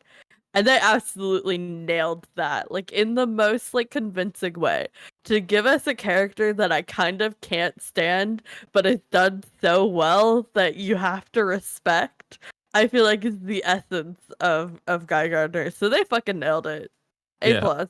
Also, shout out to Guy, and this is, the motto of a Green Lantern, to become a Green Lantern, right, is you have the ability to overcome great fear. And the fact that Guy, when the message of, Clark's true Kryptonian heritage and like just possibly taking over the world and all this stuff, when he goes to Stag Industries, shout out to that Easter egg, that was cool. And that's a through line through this movie with certain characters. When he goes there to take a break, Guy gives him a break. He does. He blocks the windows to have a man-to-man conversation. And Clark is so annoyed and angry at that point. And he's like, not now, Guy. He's like, and Guy tells him straight up, he's like, I took an oath. If you're the motherfucker I gotta take down, nothing's gonna stop me from taking you down. Like, this is so encapsulate what a Green Lantern is. Like, hey, I gotta protect this fucking part of my universe to make sure none of this shit happens. If you're a problem, I'm gonna take you the fuck out. No, Hal might be a little more diplomatic. John would have tried to understand. Guys, like, you're a wall, I'm gonna break fucking through it if I need to. Real beat cop energy in the perfect way. I mean, and that's funny that you say that, because canonically, he's a Baltimore beat cop that got the ring. So like, that's where that's from. Like it's so perfectly.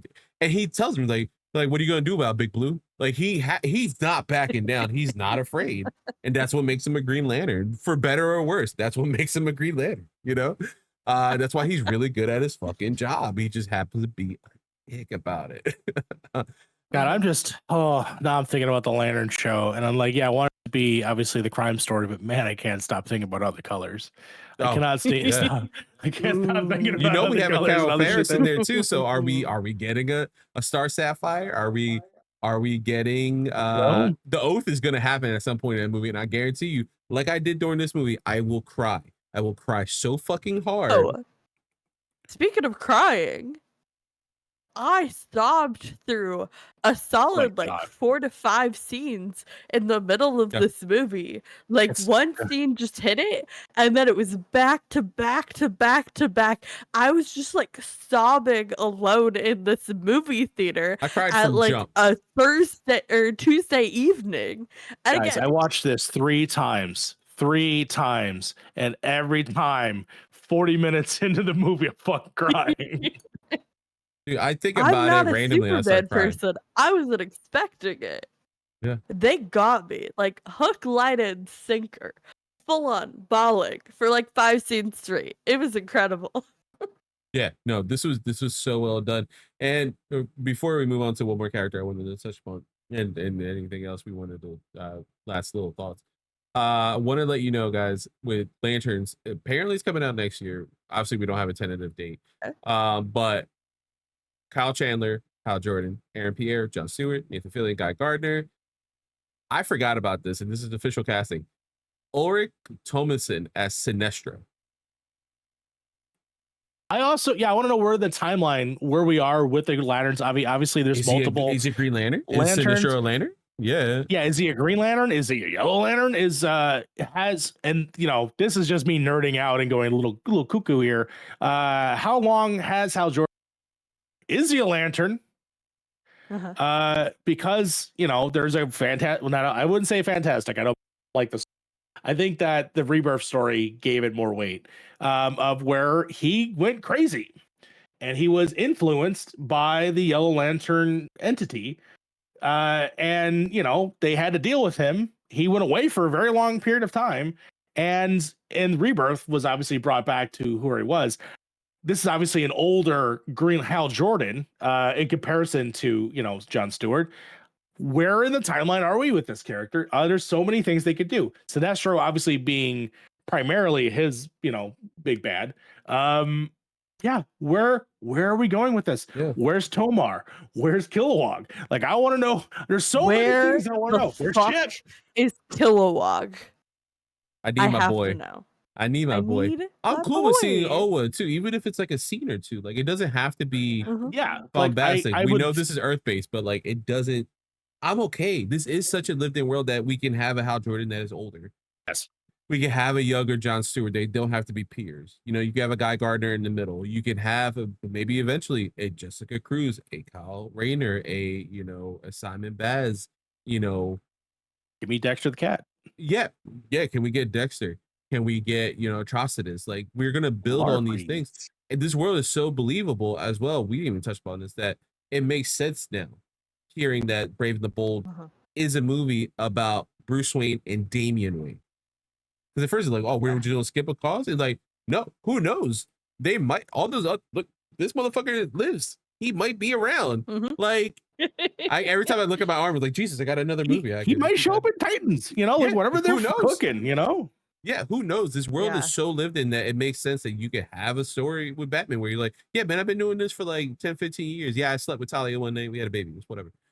He's a demon child. He's I crazy. really am hopeful for the second wave of heroes, the sidekicks era of this universe specifically. We have so much teased. We have so much that they can set up within this universe that I know they have to establish the adults or whatever, but I'm just itching for the Titans, the And this world sidekick is stories, just starting. the kiddos. This world is just There is so beginning. much hope ahead of us. I know, and so much heartbreak, but we'll get there. Yeah, exactly. We get there. We'll get there. But I'm interested in the plan that James Gunn has, where it's not, say what you will about MCU movies. I think a lot of the problems that we have is that they develop their scripts during the process of making the movie, And I feel Yeah. like that's definitely been detrimental to their planning or their trajectory of where they believe that they're going. And so for him to take a step back where we have stuff canceled already that we, don't even know if it's going to happen, or if certain things are going to happen or not. We're waiting on scripts. We're waiting on good stories. And I think that is such an interesting thing. Are we going to be waiting years? It's a high possibility, but at the same time, I'm just like, yes, do not just push something out because you're trying to hit this sort of demographic, this sort of thing. Try to I tell do good stories not first. need 3 movies and 2 TV shows a year. I actively don't want that, actually. Give me maybe a season and maybe a movie a year.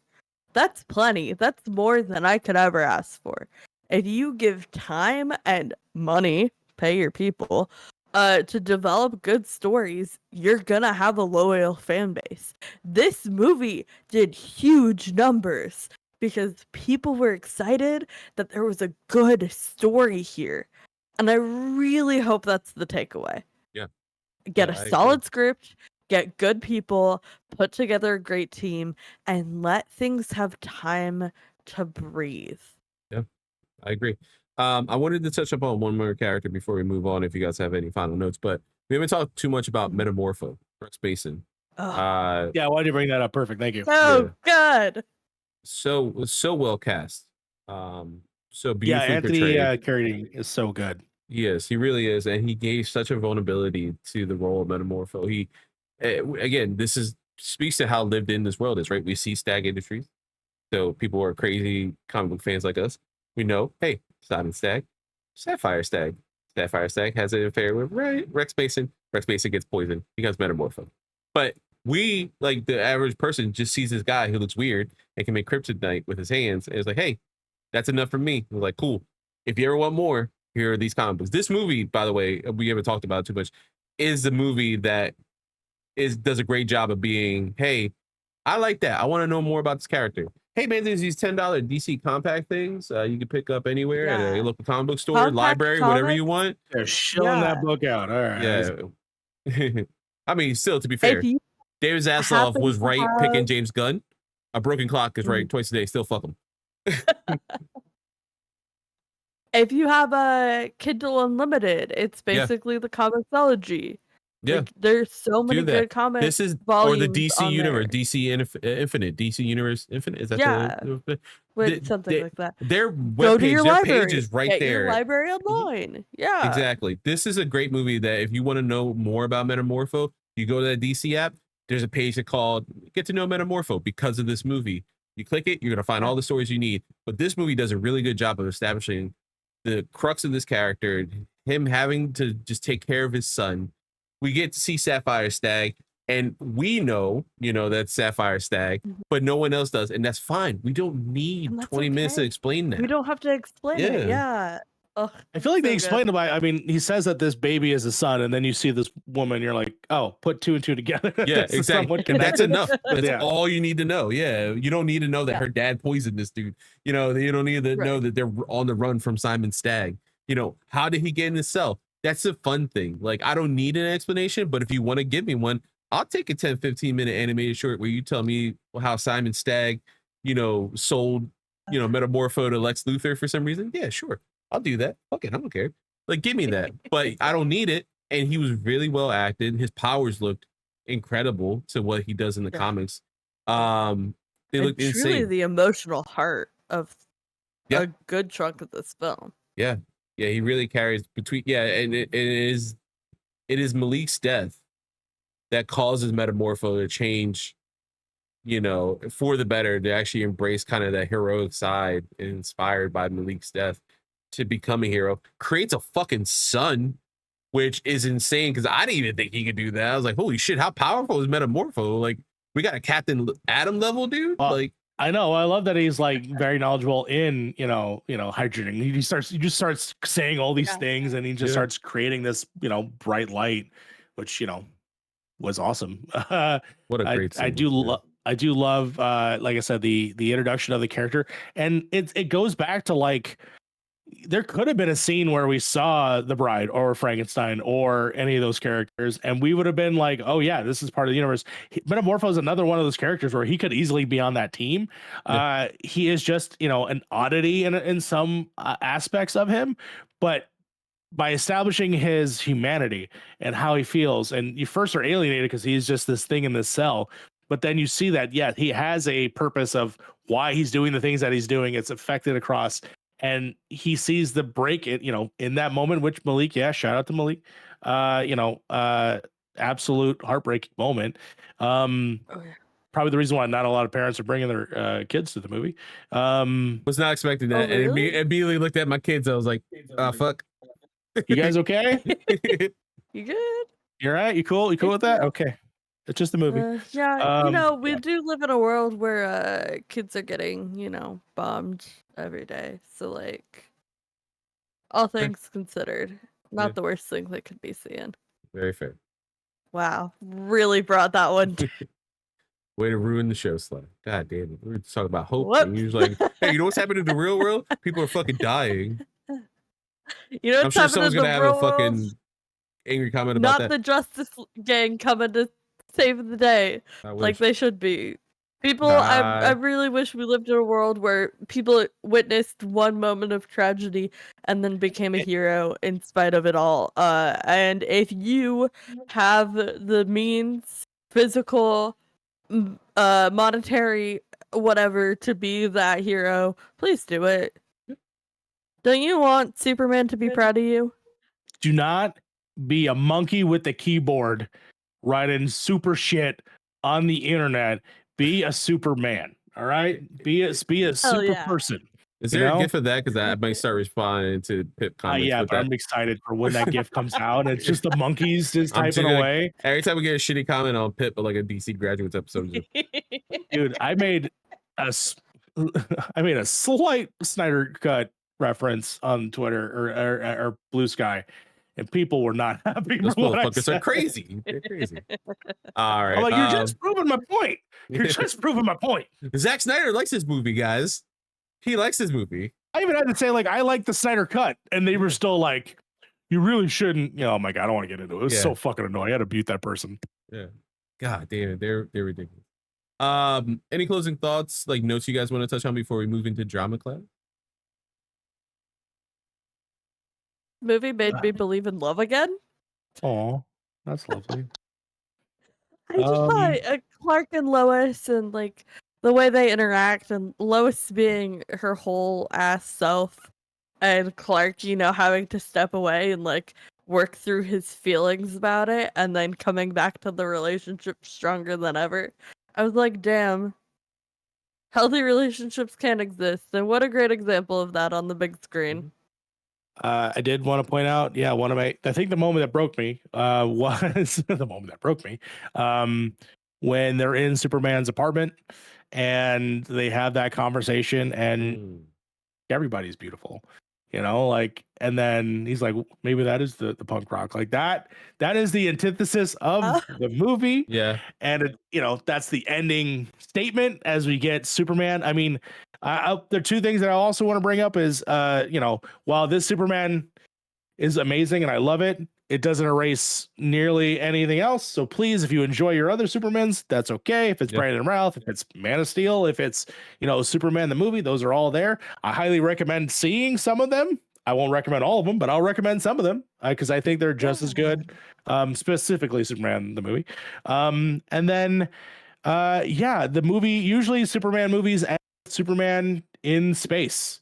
And to me, what I love the best about this ending is that he is on our planet. He is enjoying human emotions. He's human memories. He's living in his past, and his past defines him and creates this wonderful human being that he is. And, kindness is punk rock. And I fucking love that.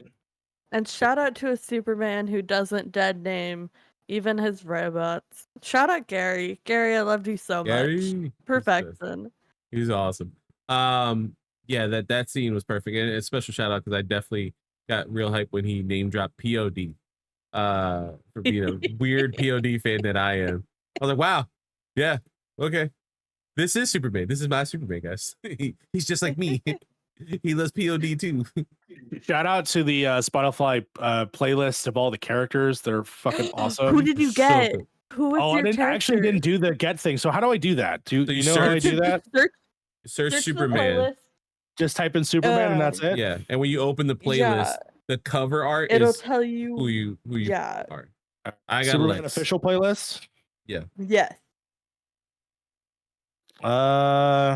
If I I got hit that, it changes because right now it's just the engineer. Am I the engineer? Is that Yes. it? The engineer.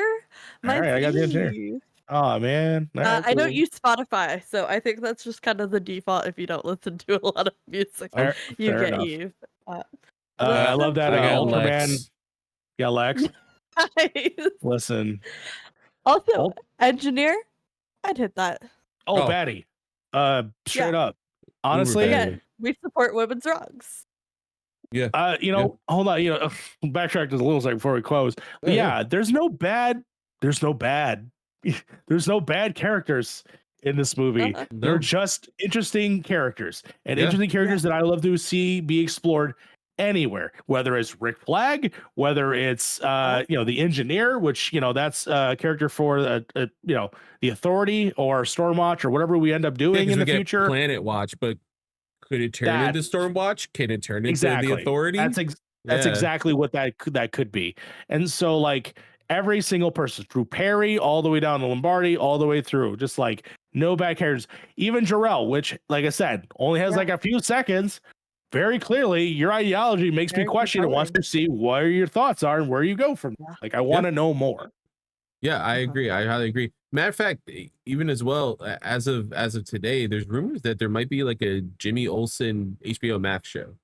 And I'm telling you right now, Share, I'm down. it's reportedly a crime anthology centered on various DC villains with Jimmy Olsen as the host. all day I will watch That's the that. news I All saw. fucking Yeah, day. I'll watch every. That I'll be there. sounds exactly what I Yeah. want out of this universe. Yeah. And shout out to Dirt Sheet Radio on Facebook and all and Twitter, who were like, hey, you know who appeared on Jimmy Olsen's comic book series when he did that? Darkseid. Who knows? Also, I want if Supergirl movie, do that move that you did in fucking Batman and Superman. You know what I'm talking about? Oh, yeah. You guys see it? You guys got Yeah, to we that covered movie? that. Mhm. Yeah, we covered yeah. Batman Superman. That move where the back flip. Oh, when she shoots Yep. him with the just do that. So good. Just Oh do my god. that. Do that to Lobo. Yeah, he'll take it. Oh my god, that would be so good. All right, moving on as we gush and gush and gush about this movie. We're going to drama class, one of my favorite holdovers from MC University, which we have the other hosts here. We're gonna go down the line just because I think they just get better and better as we go. First one we have Sydney Happerson, who I mentioned was the clone tech that eventually in the comics will make a Connor Kent, and Mr. Terrific. Mario, as our guest, you get to pick. Who do you want to play? I want to be Mr. Terrific. Of course you do. Do you want to take Sydney or you want me to go? Sure, yeah, I can do it. All right. Mr. Terrific, I can help close the rift. I don't need your help. I'm goddamn Mr. Terrific. Yeah. Hell yeah, you are.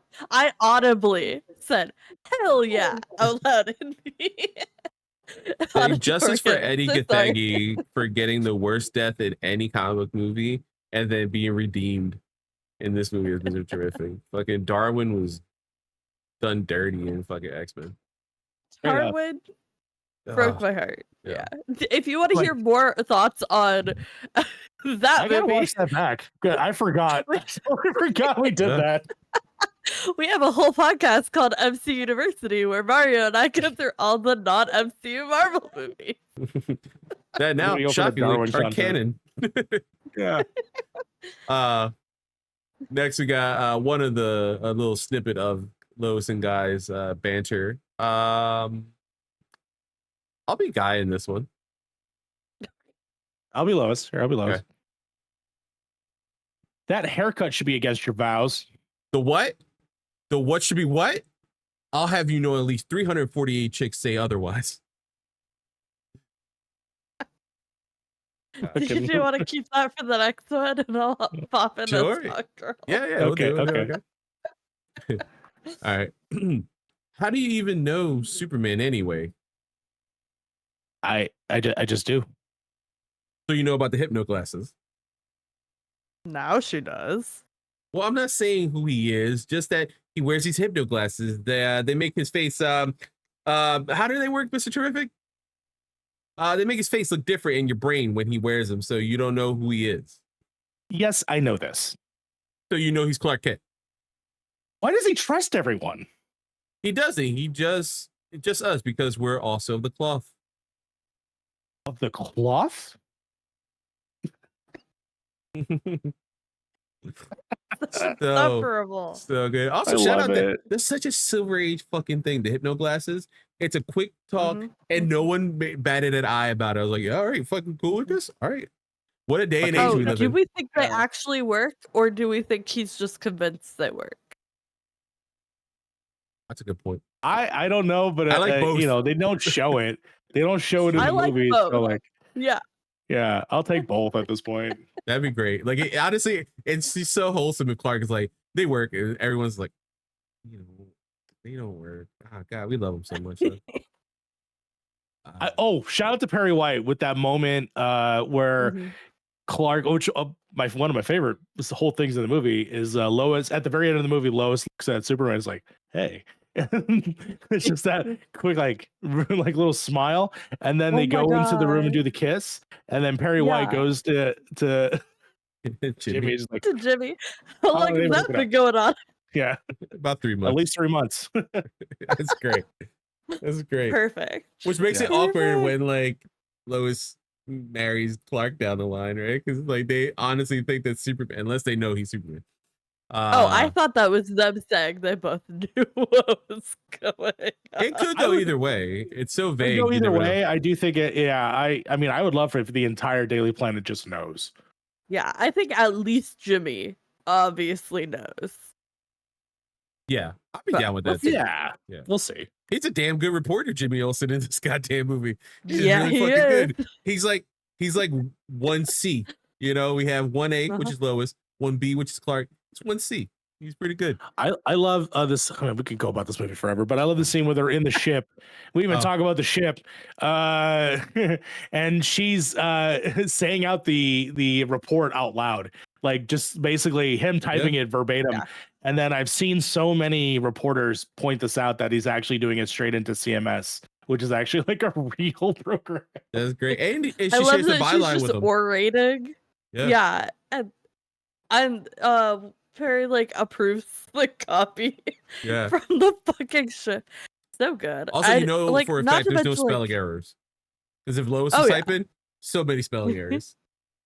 But I love how smart we get to see Lois be, and like we don't get a damsel in distress, which is like, you know, kind of the basis of her character in so many saves iterations. Superman in this movie. But she is the savior. He is the damsel in distress in a way that I love. And she gets to operate this fucking so confusing, not at all intuitive spaceship. I was about to make that you joke. figure it out. Nope. No, I cannot. So iconic. Next we have Pa Kent's line to Clark. Anyone want to do it? I can do it. I want to do it as a Twin Peaks character. Give me 1 second. Okay. Yeah.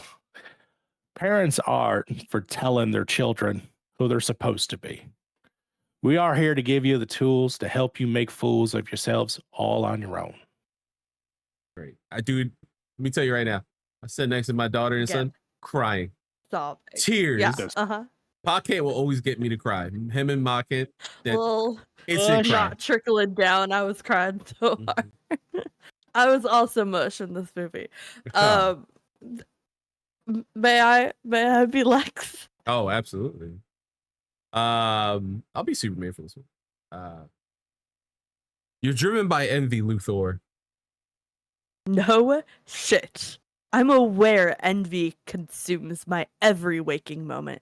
I know when they mention Galileo or Einstein or any of those twits in the same breath as me, I feel a tide of vomit burn in the back of my throat.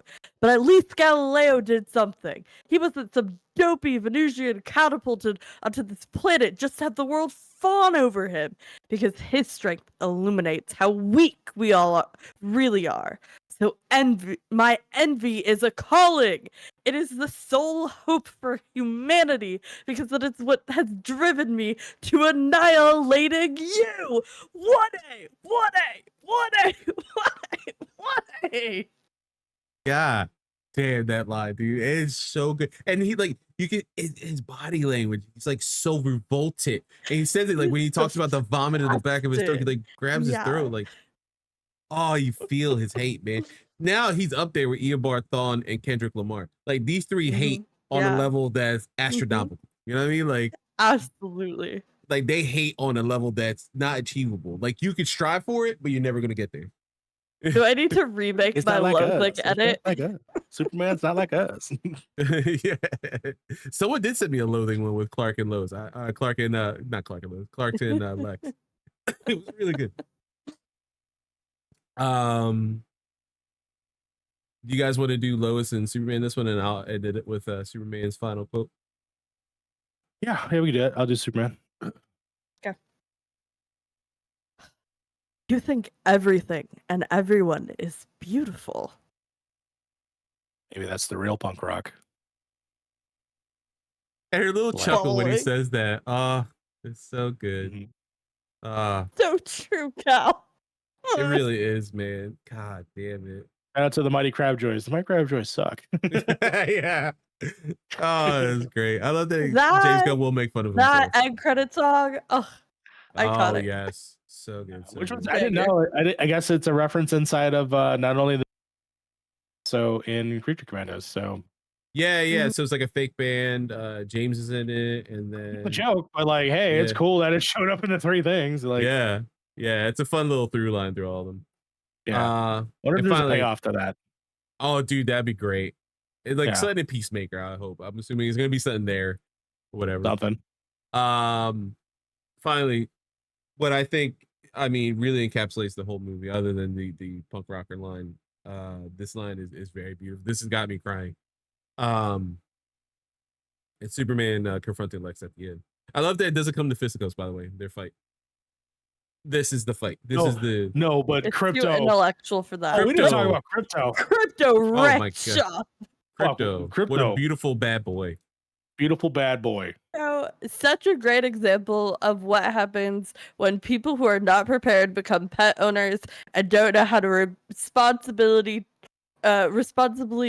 enforce boundaries with their pets, and then they have little menace yappy ass chihuahua motherfuckers. But this one's a Krypton dog, so you know. Also, I have been in Kara's position, drunk as hell, coming home with my dog, who's like bombarded me and hit me, and is because so happy to see me, and just her giggles as he's like jumping her up and down. And she also shows how powerful fucking Kara is, because Clark was like, "Ow, don't bite me! Ow, don't bite me!" Yeah. And then, the other line about the dog, which also broke my heart, and I love everybody talking about it, which is, it's like, I'm gonna go turn myself into the DOJ. You're like, why? It's like, that's probably where they're holding the dog. It's just the dog. Yeah, he's not even a good one, but he's probably scared. Yep. That just he's alone and he's probably scared. That's Clark. That's Clark, man. That's Superman. It got me. I'm on board. Yeah, and that's a great segue to this final quote that we have here. And as we mentioned, Superman, Krypto does come in the end of Wreck Shop, but it's Superman having a battle of intelligence with Lex at the end. He's like, I'm as human as anyone. I love, I get scared, I wake up every morning, and despite not knowing what to do, I put one foot in front of the other, and I try to make the best choice I can. I screw up all the time, but that is being human, and that is my greatest strength. Ugh. Slay, Porn Swift, slay. What a fucking God damn. what a quote, what a fucking movie, guys. We're ending this episode now. We're going to homeroom. Final thoughts. Start with Mario. That's so long. Gush some more about this goddamn movie. I got a couple more hours. I mean, I can do it, but yeah, I'll end it by saying, you know, I've waited patiently through Man of Steel, and I knew that eventually we would get to a place where people can see Superman how I see him, as much as I think that the Christopher Reeve movie does a really great job of illustrating the character. I think he's a great actor. I think that for a modern age, with the message that this movie portrays, even if it's unintentional, I still think that it definitely shows that, like, hey, these are things that are going on in the world that we need to talk about. Here's a great example of showing this character and how he would interact with it, and just bring a little bit more hope and make kindness a thing that we're striving for, and not something that is, something that we can lose in cost. So I'm very much happy that this movie exists, and I'm excited. Finally, can say I'm excited for the future of the DCU. Fuck. Oh, I'm about to cry. Because Right. I am also excited for the first time in my life, basically, for the future of the DC universe. On screen, on television. I have so much hope for what is to come. And that's not a place I ever thought I would be with this franchise that is, so near and dear to my childhood, something that I hold so close to my heart, and have never allowed myself to feel hope about getting good stories on screen. And we got a good story on screen. And we love animated movies. We will continue to love animated movies and properties, and we're going to continue talking about them and uplifting them. But we can finally just say DC movies are good, actually, and let that be enough. Yeah, full stop. That's where we can say that.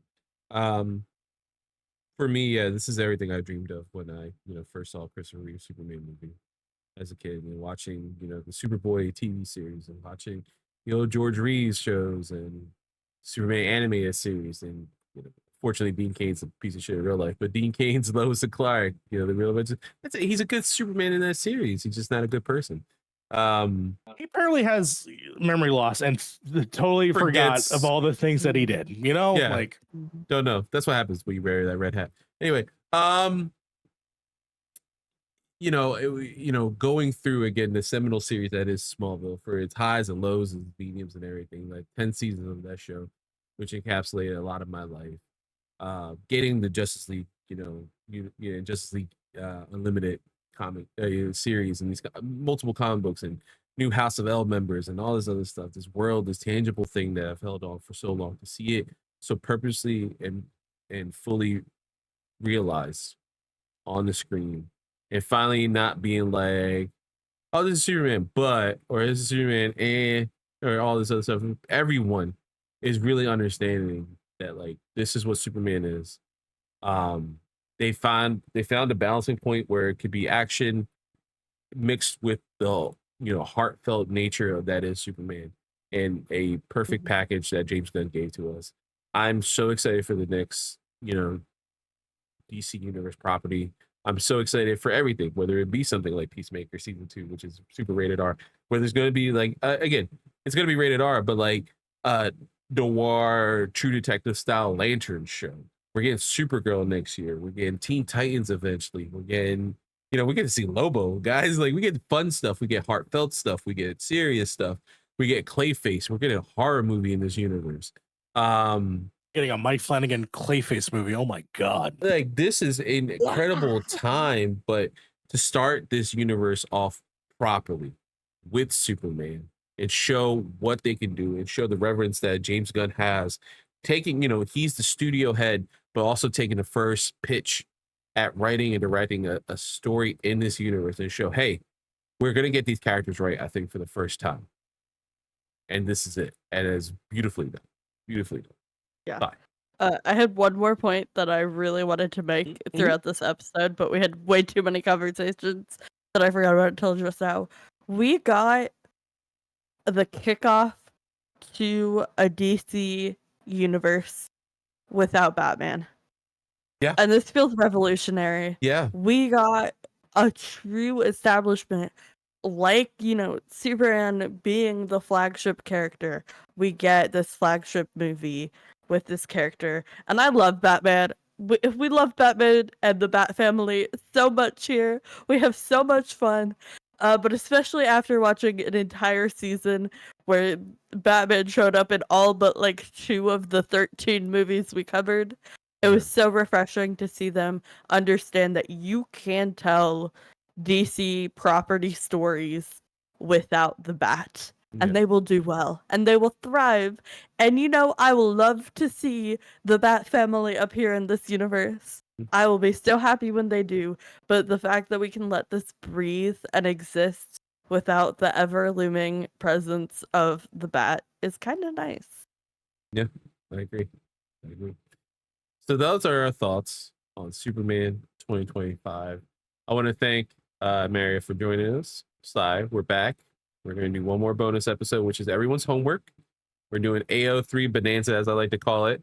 Sly, when I post this episode, Sly, if you don't mind just putting the links, and I'll post all the AO3 fanfics that you guys are supposed to read like I did. I read all 12. I have notes. You read even the bonus episodes? I read all 12. That's so I read all 12. That's why also that took the longest. Like, I was like, I am a slow reader, but I promised myself I'm going to read every one of these. Now, did the anxiety hit when I opened one up? It was like 50 pages. Like, God damn it. I could be watching One Piece. Hey, listen, I did it. I did it for the content, man. You did it. Listen, like Brian says from Wrestling with Regret says, you do it for the content, man. But yeah, our next bonus episode is our AO3 Bonanza. We talk about Danny Phantom and fan fiction. And yeah, I said Danny Phantom. Nickelodeon's Danny Phantom. Correct. Because we're talking about that. White color? Yeah. We're talking about that and Jason Todd. We're doing all this stuff, guys. It's going to be crazy. It's going to be wild. It's going to be a crazy bonus episode. Please tune in for that one. We'll have your homework listed below this episode. And then we'll kick off our next season with Superman Man of Tomorrow. Seeing all the Tomorrowverse of animated seasons. We're getting there. But before we go, Mario, our friend, our lovely guest, where can people find you? Right now, the 2 places that I will list that you can find me will be over at Blue Sky under Mario Rivera. So if you look for Mario Rivera, that's where you'll find me and all my thoughts, my BSs, as one person has coined. And then the other place that you hopefully will find me soon, there isn't anything there yet. However, I'm cooking. Just give me some time and we'll see how that goes. But you can find me over at youtube.com/only special features. If you subscribe now before I release the thing, I'll be forever grateful. I will know who you are and I will be able to see. So please go ahead, let me cook. And I got some stuff. I got some interviews. I got some cool things that are coming together that I have to do the editing on. And then once that's done, you're gonna get some real spicy. Yeah. But otherwise, yeah, I'm excited for that. I'm gonna soft launch. We do all the DC live action movies. I'm just gonna say that out loud. No, I'm just kidding. Hey, listen, I mean, when we're done on the animated, right? Why not? Hey, you're gonna need another thing to do. But anyways, that's where you'll find me. And for me, you can find me here, youtube.com/point of progress alongside Sly. Sly, I forgot to let you cook and tell you everywhere where people can find you. So go ahead. I know we got TikTok Live. Yeah. Is this posting? What day is this posting on? Do we know? The 28th. The 28th? Yes. The Monday? Not a Friday? No, sorry. Friday.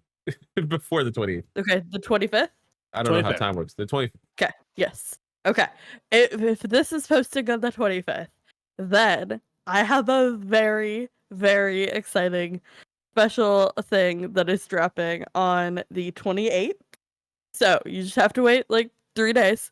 And a show that two friends of the pod who have been on last season have both guested on one of my favorite podcasts of all time.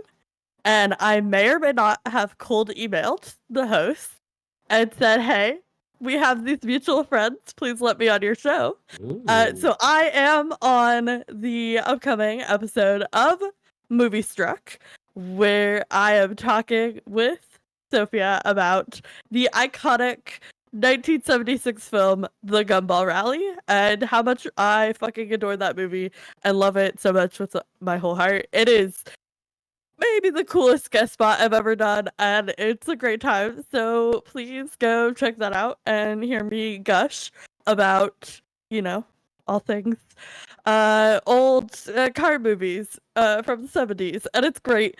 But if you have come here from that episode and are witnessing our Superman content, this is outside our regular form. Thank you for being here.